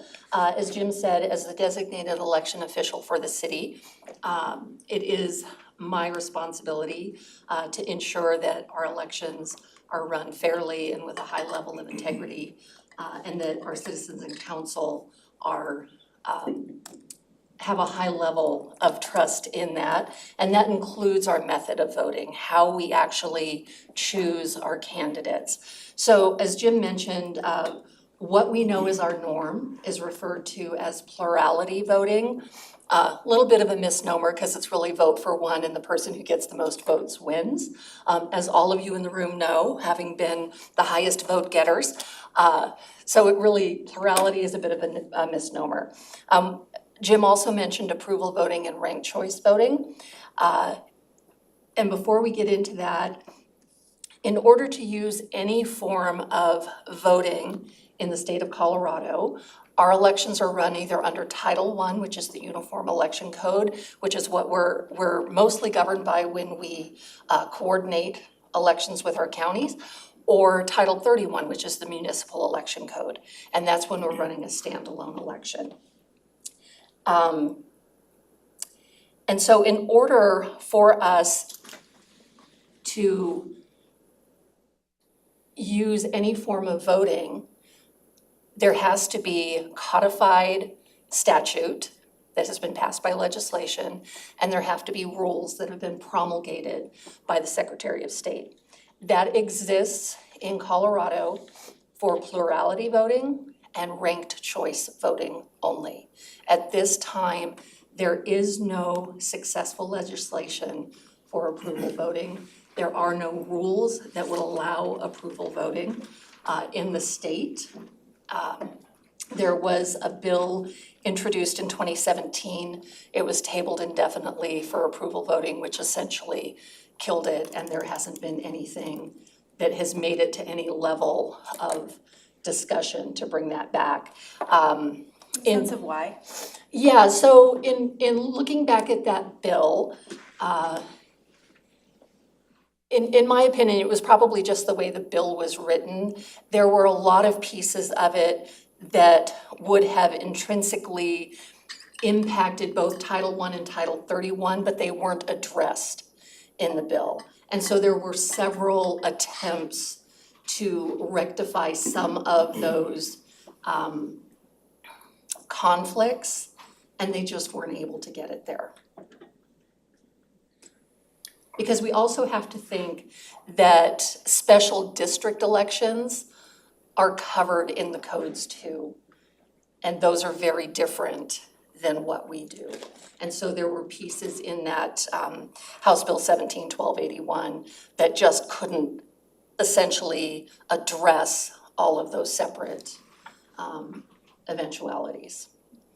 So now ranked choice voting has been available to municipalities under Title 31 for quite a while.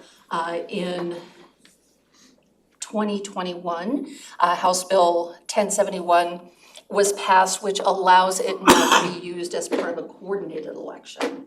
That wasn't available to us before, so we had to run a standalone election if we wanted to use it. Now it can be done as part of a coordinated election. Can we do ranked choice voting as part of a coordinated election, like with the county? We They can. aren't, they're doing Yes, plurality, so yes. we can do it differently. Yes, but we'll get into a little bit of why that may and may not work, okay? So as part of the House bill that passed that allows ranked choice voting to be used as part of a coordinated election, there are some requirements. Part of that is a timeline by which we have to notify the county. That's 100 days prior to the election. And then the other piece of that is a community outreach and education piece that includes not just the education piece, but additional materials in the ballot, at polling places, at voter service polling places. And so there's an additional cost that goes with that. And that becomes our responsibility, not the county's. In addition to the statutory piece, there are rules. And so in Rule 26.1, you'll see that you would have to have at least 3 candidates for a seat in order to use ranked choice voting. 2 or less, you can't do it, doesn't work. Or you can have 2 plus a qualified write-in. However, for municipal elections, a write-in candidate has until the 64th day before the election, which means we couldn't meet our 100-day requirement to notify the county that we want to do ranked choice. So there could be a little bit of an issue there.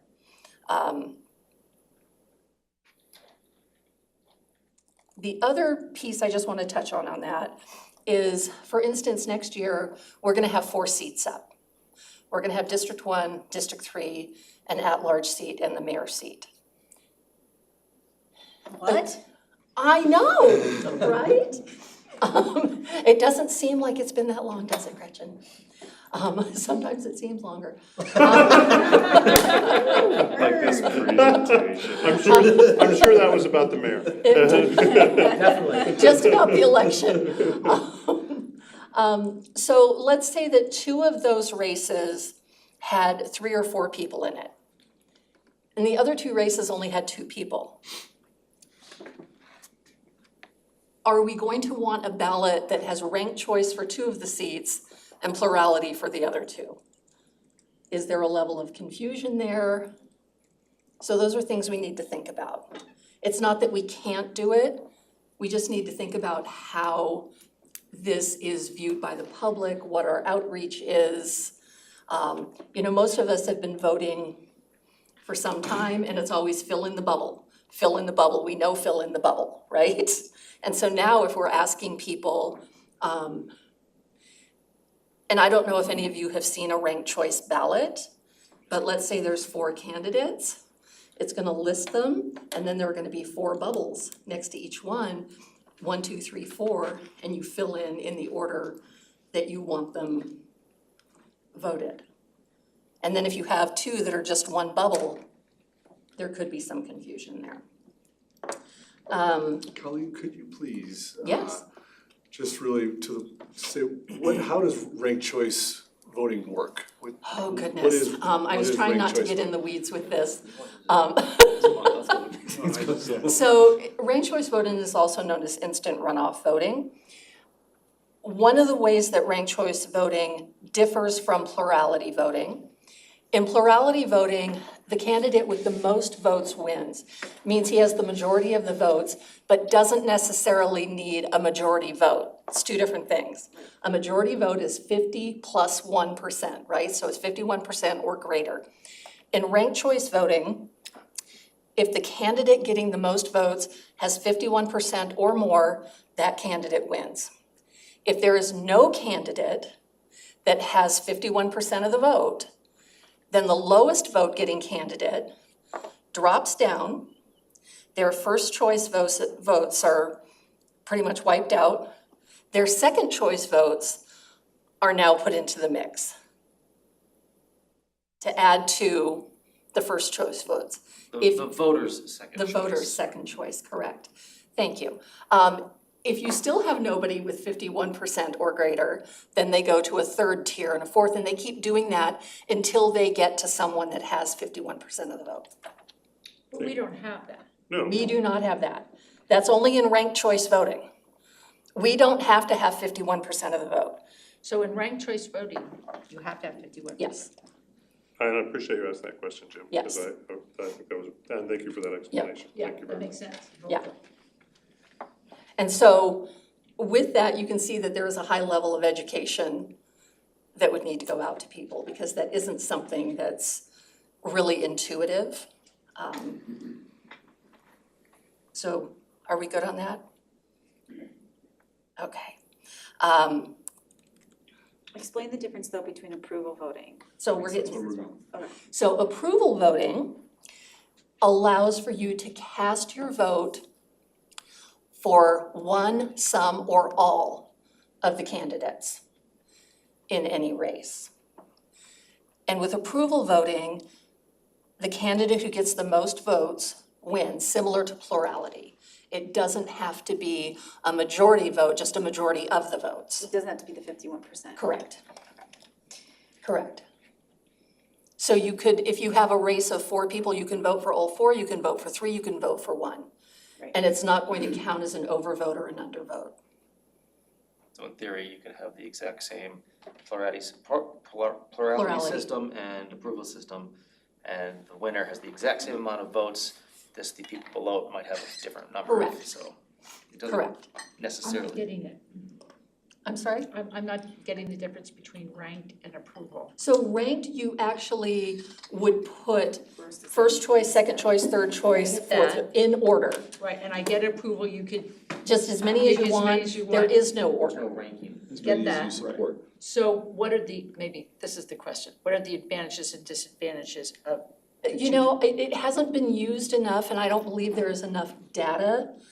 Frank may disagree with me there, but I don't know that there's enough data between ranked choice, plurality, and approval to show that your results are going to be that different.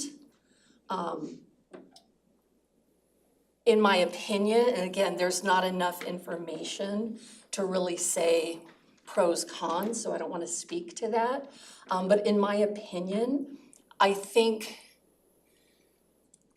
that how a registered elector feels when they're casting their vote probably plays a larger role in the pros and cons.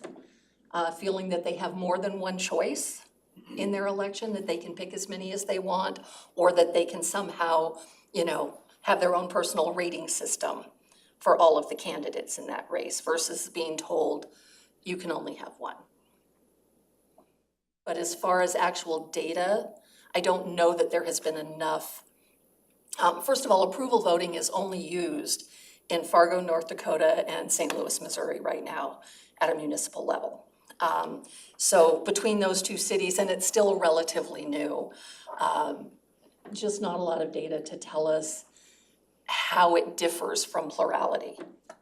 Is there a theoretical reason why, you know, in theory, approval voting, or in theory, ranked choice is supposed to accomplish X, Y, and Z? Theoretical is that you don't have to pick the lesser of 2 evils. Like with approval, it's like, Right. well, if there's 5 people and 3 of them I'd be fine with, but You if can pick plurality, 3. I only have to pick 1. But Right. if in approval, you say I can pick 3 of them. I don't want those 2, so I'm not gonna vote for them.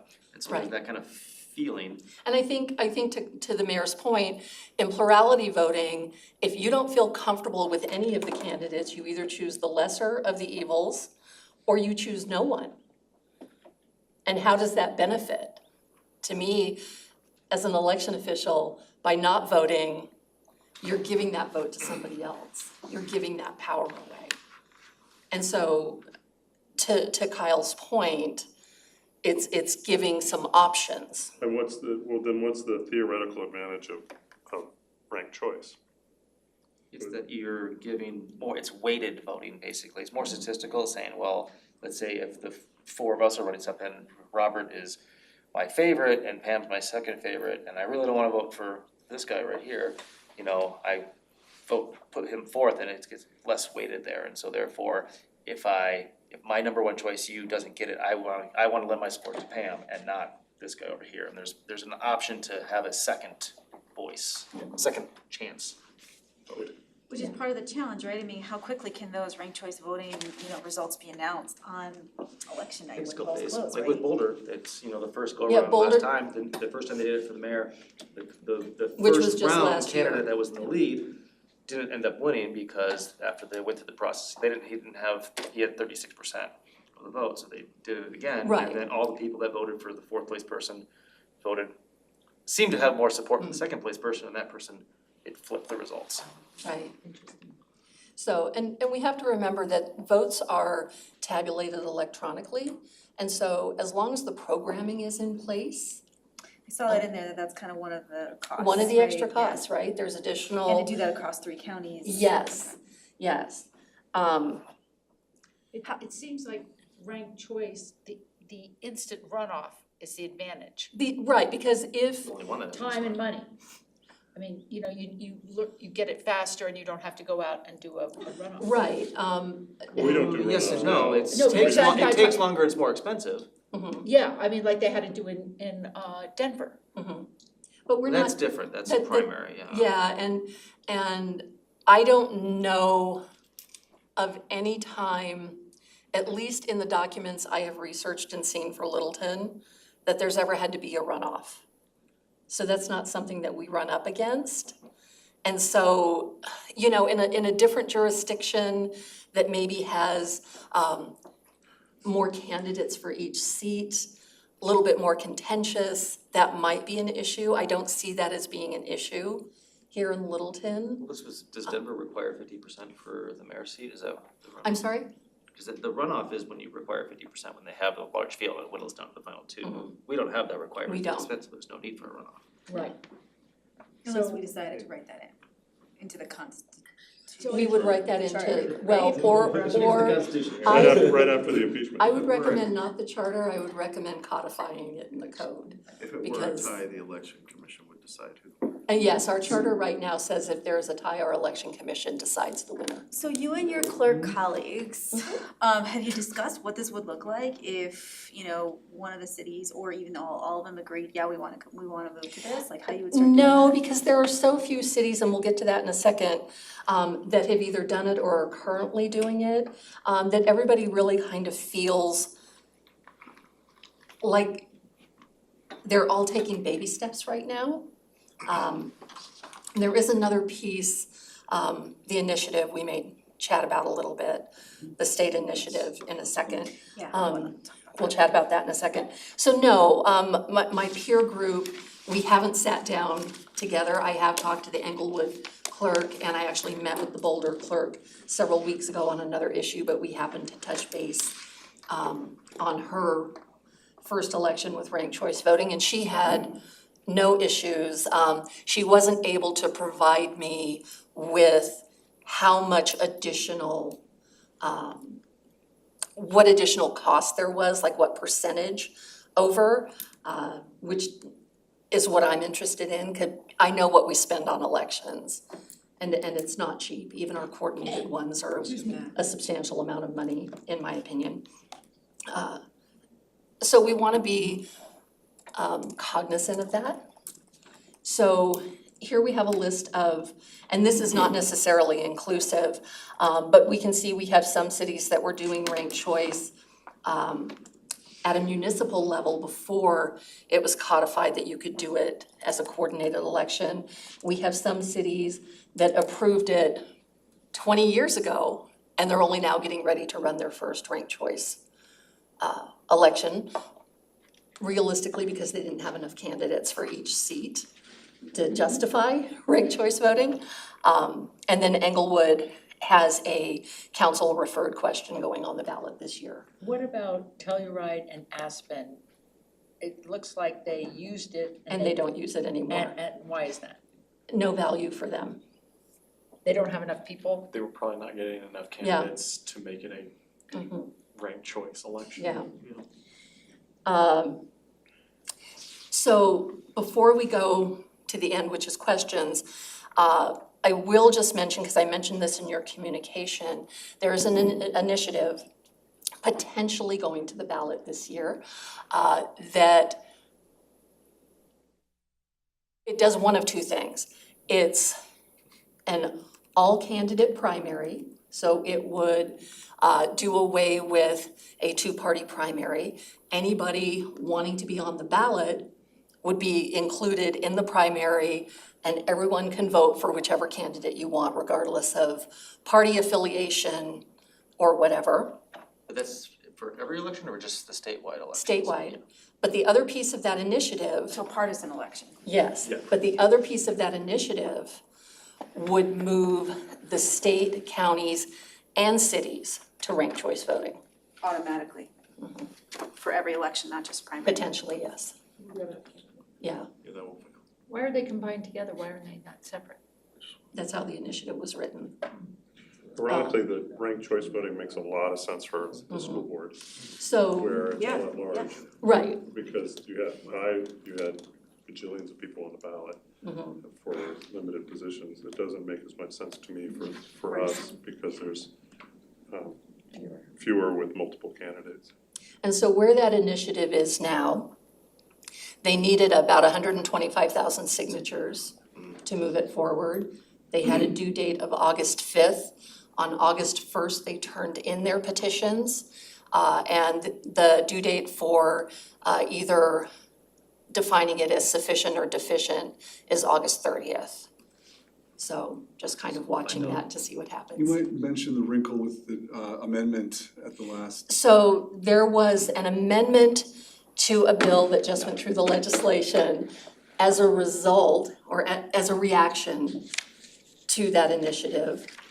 That, because the initiative says that if it is successful and the state and the counties and cities, towns, municipalities go to ranked choice voting, it would take effect in 2026. There was a bill introduced with a last minute amendment It was that, thoroughly vetted. no, I'm not saying it wasn't, but there's been some press, that says, and I don't have it in front of me, so I'm gonna paraphrase, that basically says before ranked choice voting is implemented at that state, county, city level, that elections need to be run using ranked choice voting in 3 counties of specific sizes with specific demographics of voters tracked, because there's a concern, and again, it goes back to that outreach education piece, that there are populations of voters who, English may not be their first language, or they're an underserved population, and they may not, get it, right? And so there was an amendment that said, if we're gonna do this, then let's really vet it, let's test it, and let's make sure that in these elections, we use specific sized counties with specific demographics to see if it's going to work. So we have some things coming up potentially this year on the statewide ballot that could change this conversation if successful. Colleen, what would happen if, like, theoretically, that approval voting was back on the table and it passed and that was instead as an option? Do you have concerns as a clerk about what that would entail? I mean, my concerns, again, I'm not here to advocate for one method over another. I'm here to make sure that whichever method we use, we've vetted that our citizenry, our registered electors are comfortable with it, that they feel fully educated about what it means. And that's the piece for me that seems like a pretty heavy lift. And we don't know what that would cost. I mean, we know that in past we've done community outreach for a singular ballot question and spent $50,000. And to me, this is a heavier lift than that because this is a true education. It is a change of mindset, it is a change of the norm. But in regard to how it would impact the results, no, I don't have a concern. I think to your question, Councilmember, I think it's fair to mention that if legislation were passed, that's step one, then we would still need those Secretary of State rules that would really tell us how those elections would be Right. run.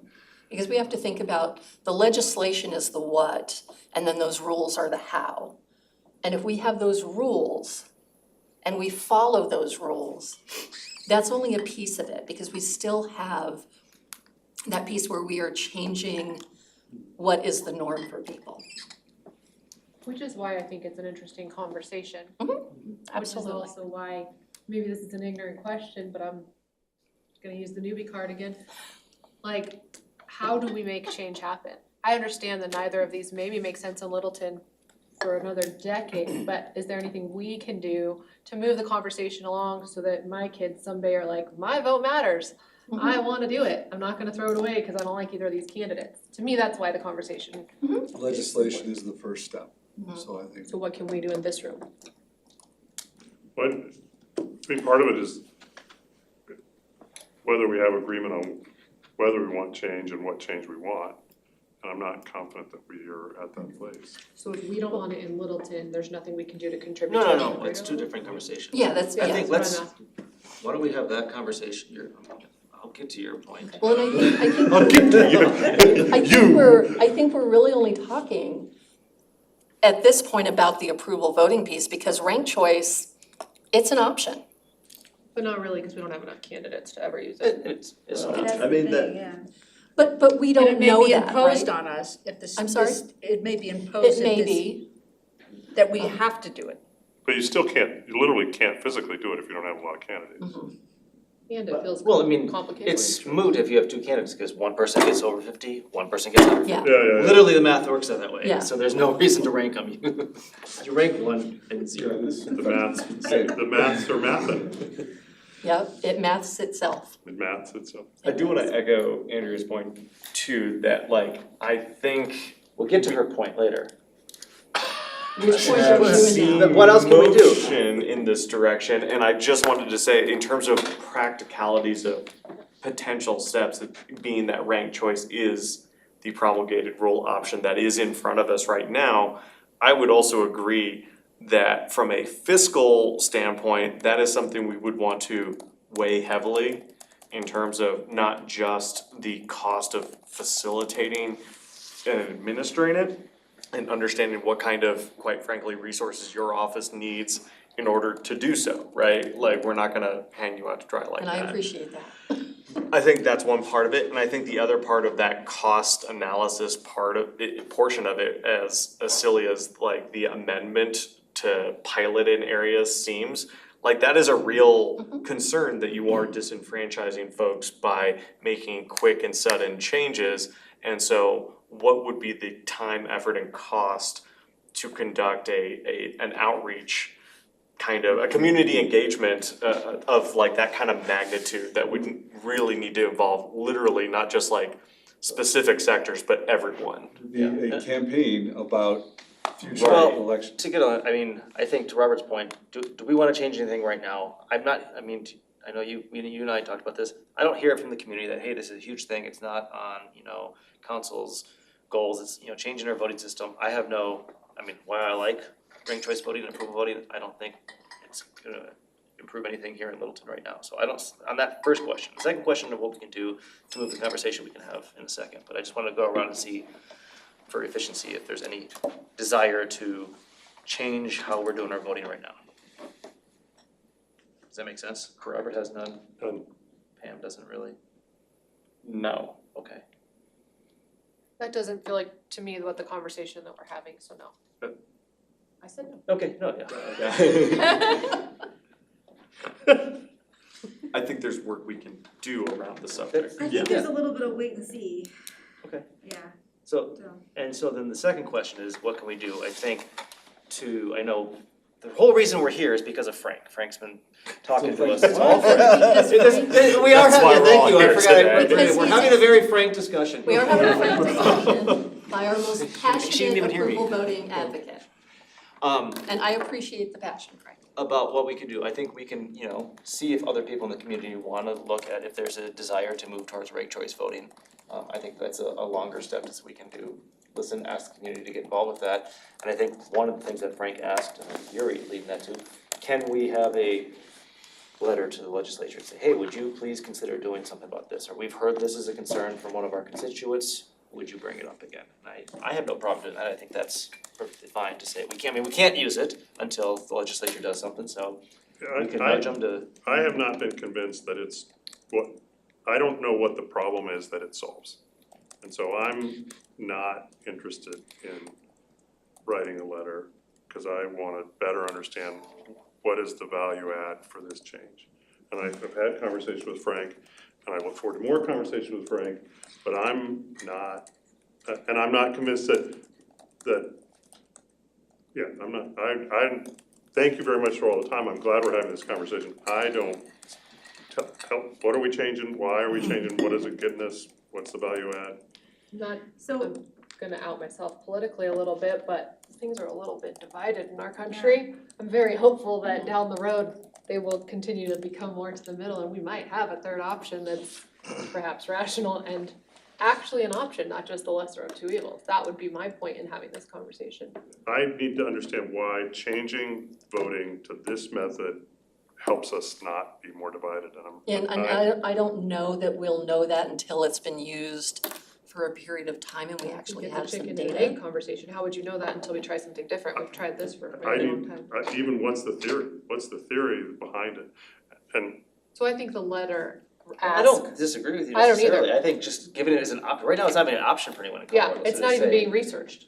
Isn't Or it, vetted. one of the options Is is it? third party?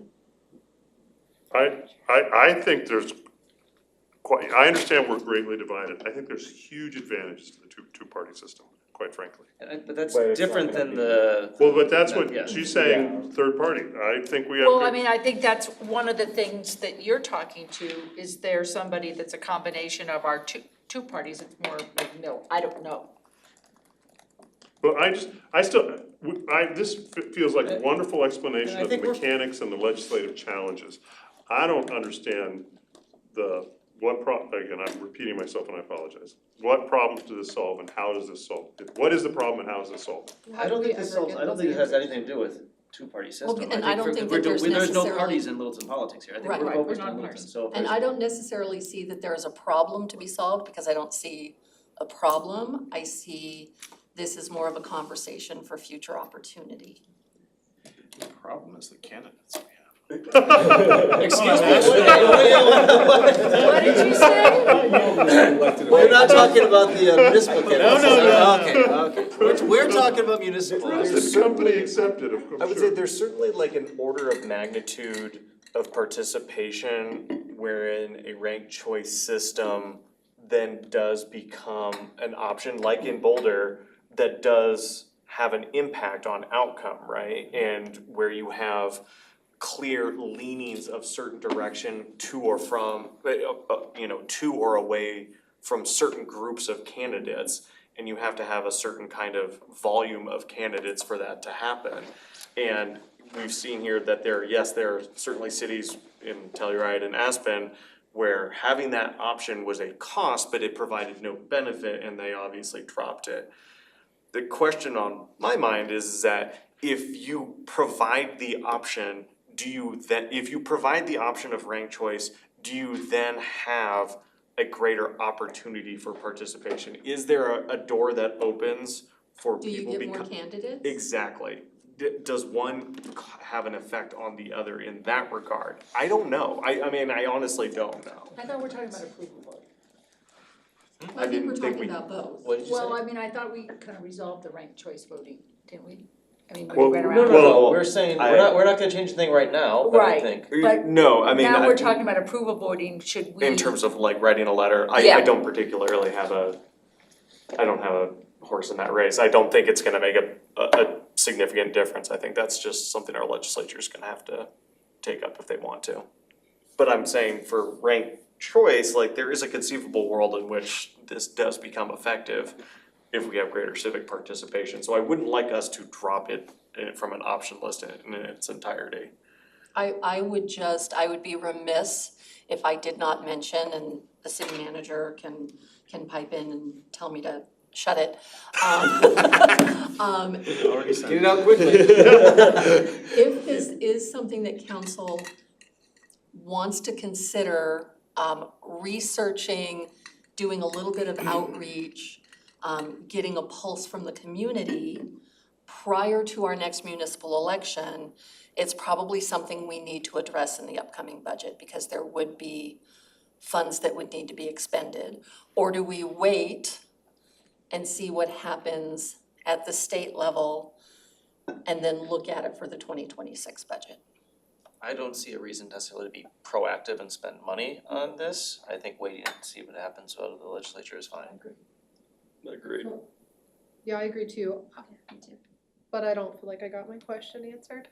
Were you? How do we address it now so that if it becomes a reality, How are we not the ones shooting down the conversation and killing it yet again? How do we, What conversation? a new voting type of any kind? Approval vote, or anyone? Yeah, Okay, so asking the legislature to, yeah. Nothing. There's nothing we do because we don't see it working in Littleton and we don't wanna put money towards it. no, I've said I'm fine with drafting a resolution or whatever it is to say, hey, legislature, we'd love you to, or we can reach out to our legislators. That And answers ask my them. question. So that would be it. I mean, we could do it citywide if we as a body feel it's important to ask our legislators to do that, or we could do it individually.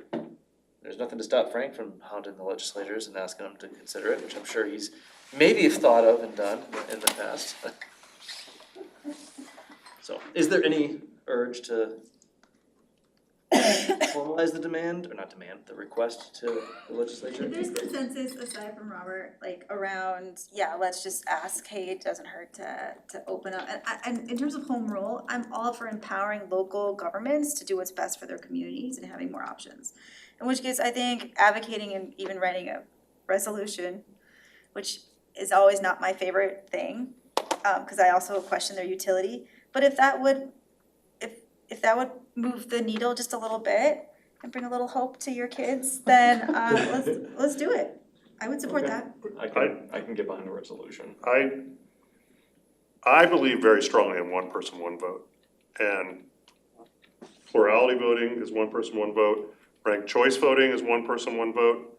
You just get your first choice or your second choice. Approval voting is one person up to 5 votes. It makes no sense to me as a fair way of voting. Did you vote for the at-large 2 cycles ago? You had 2 votes there. Well, but you're voting, you're voting for 2 seats. I mean, mean, it's- it's I mean- philosophical for you.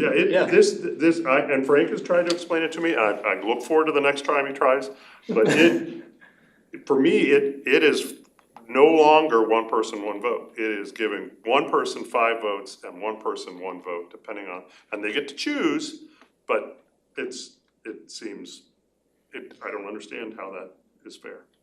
Well, I think it's empowering knowing that we at least talked about this as a council and we're representing our community. So the more I think about it, yeah, maybe writing that resolution and seeing, hey, this community has talked about it, maybe that could be useful to the approval voting advocates as they talk about this at the state. I don't think it hurts anything. Robertson, and Steve. It only helps. I think I heard Steve say, I'm in a quandary. in a quandary. Yes, I don't. You have points. Yeah. You have a point and I'm struggling. I trust that if it doesn't make sense, it's not gonna go very far. We don't have to figure it out tonight. Well, and do we wanna use our time and energy and our voice if it's not gonna go far, or the timing's not right, or they've looked at it and they shut it down? I feel like it's a legislature question, quite honestly. It feels like a kind of it feels hollow. But yeah, I would get behind a resolution if that's. We're just saying, hey, would the legislature take this? I don't know exactly what it would look like, but something like. And that's important to us. We would like to clarify. I would just what- say, we want you My whole point was just to say, could you consider it, consider Yeah, having a bill? I think it's a bigger conversation, like it, right? But our hands are tied right now. To say, Around that. we Yeah, would, we did talk about it. would be willing to consider it, not necessarily use it, but consider it, but we can't consider it because it's not a option. That's all I'm saying, is allow us the opportunity to consider it and say yes or no. City attorney, is that hard of a resolution to draft? Nope. Would it take a lot of time and your energy? We'll do approval voting on the adoption of the resolution, so. See if we can actually do it. We can vote yes, no, or yes. See if it works. I vote yes and no, but not That orange. would fix your laundry. If it's not time and energy. Well, it's already four, so if she wants to stick in her quandary, she can. I consider my quandary. That- I'm leaning towards what Robert is saying, but that's fine, you got your 4, it's good. And, yeah, who knows, yeah, great. Thank you, So Colin. we'll bring forward a resolution for council's consideration that would request that the legislature take up or And I would consider a bill. And I wouldn't even say just approval voting, but approval and other voting methods that make, just, Yeah. because right now we have That's two options, basically. Okay. Binary choice, Robert loves the binary choice here. A mention of Millennials are approval, I coming think for we you. can mention it, yes. approval voting? Such as approval voting. That's funny, okay. So, Okay. does that make? Your toenails, that speak to. And then a degree the staff recommendation that was in openness to the, is democracy. not changing anything, continue as is, so. I don't think it is, but I think we have both of this. Is that okay? Does you feel good with your question of children how will you're? vote yes. Your children are happy. They dance in the I'm watching street. the old. Thank you. You're welcome. Thank you, Colleen. Thanks. Much appreciated. City, do you have any other further manager update or report? I don't think so, Mayor, thanks. City attorney, do you have any? I do, as mentioned before, it's back to school for LPS kids, so drive carefully in your neighborhoods. You took mine. Yes. Well done. All right. That's Well, we live timely. with that. Yes. Good job. All right, we're adjourning.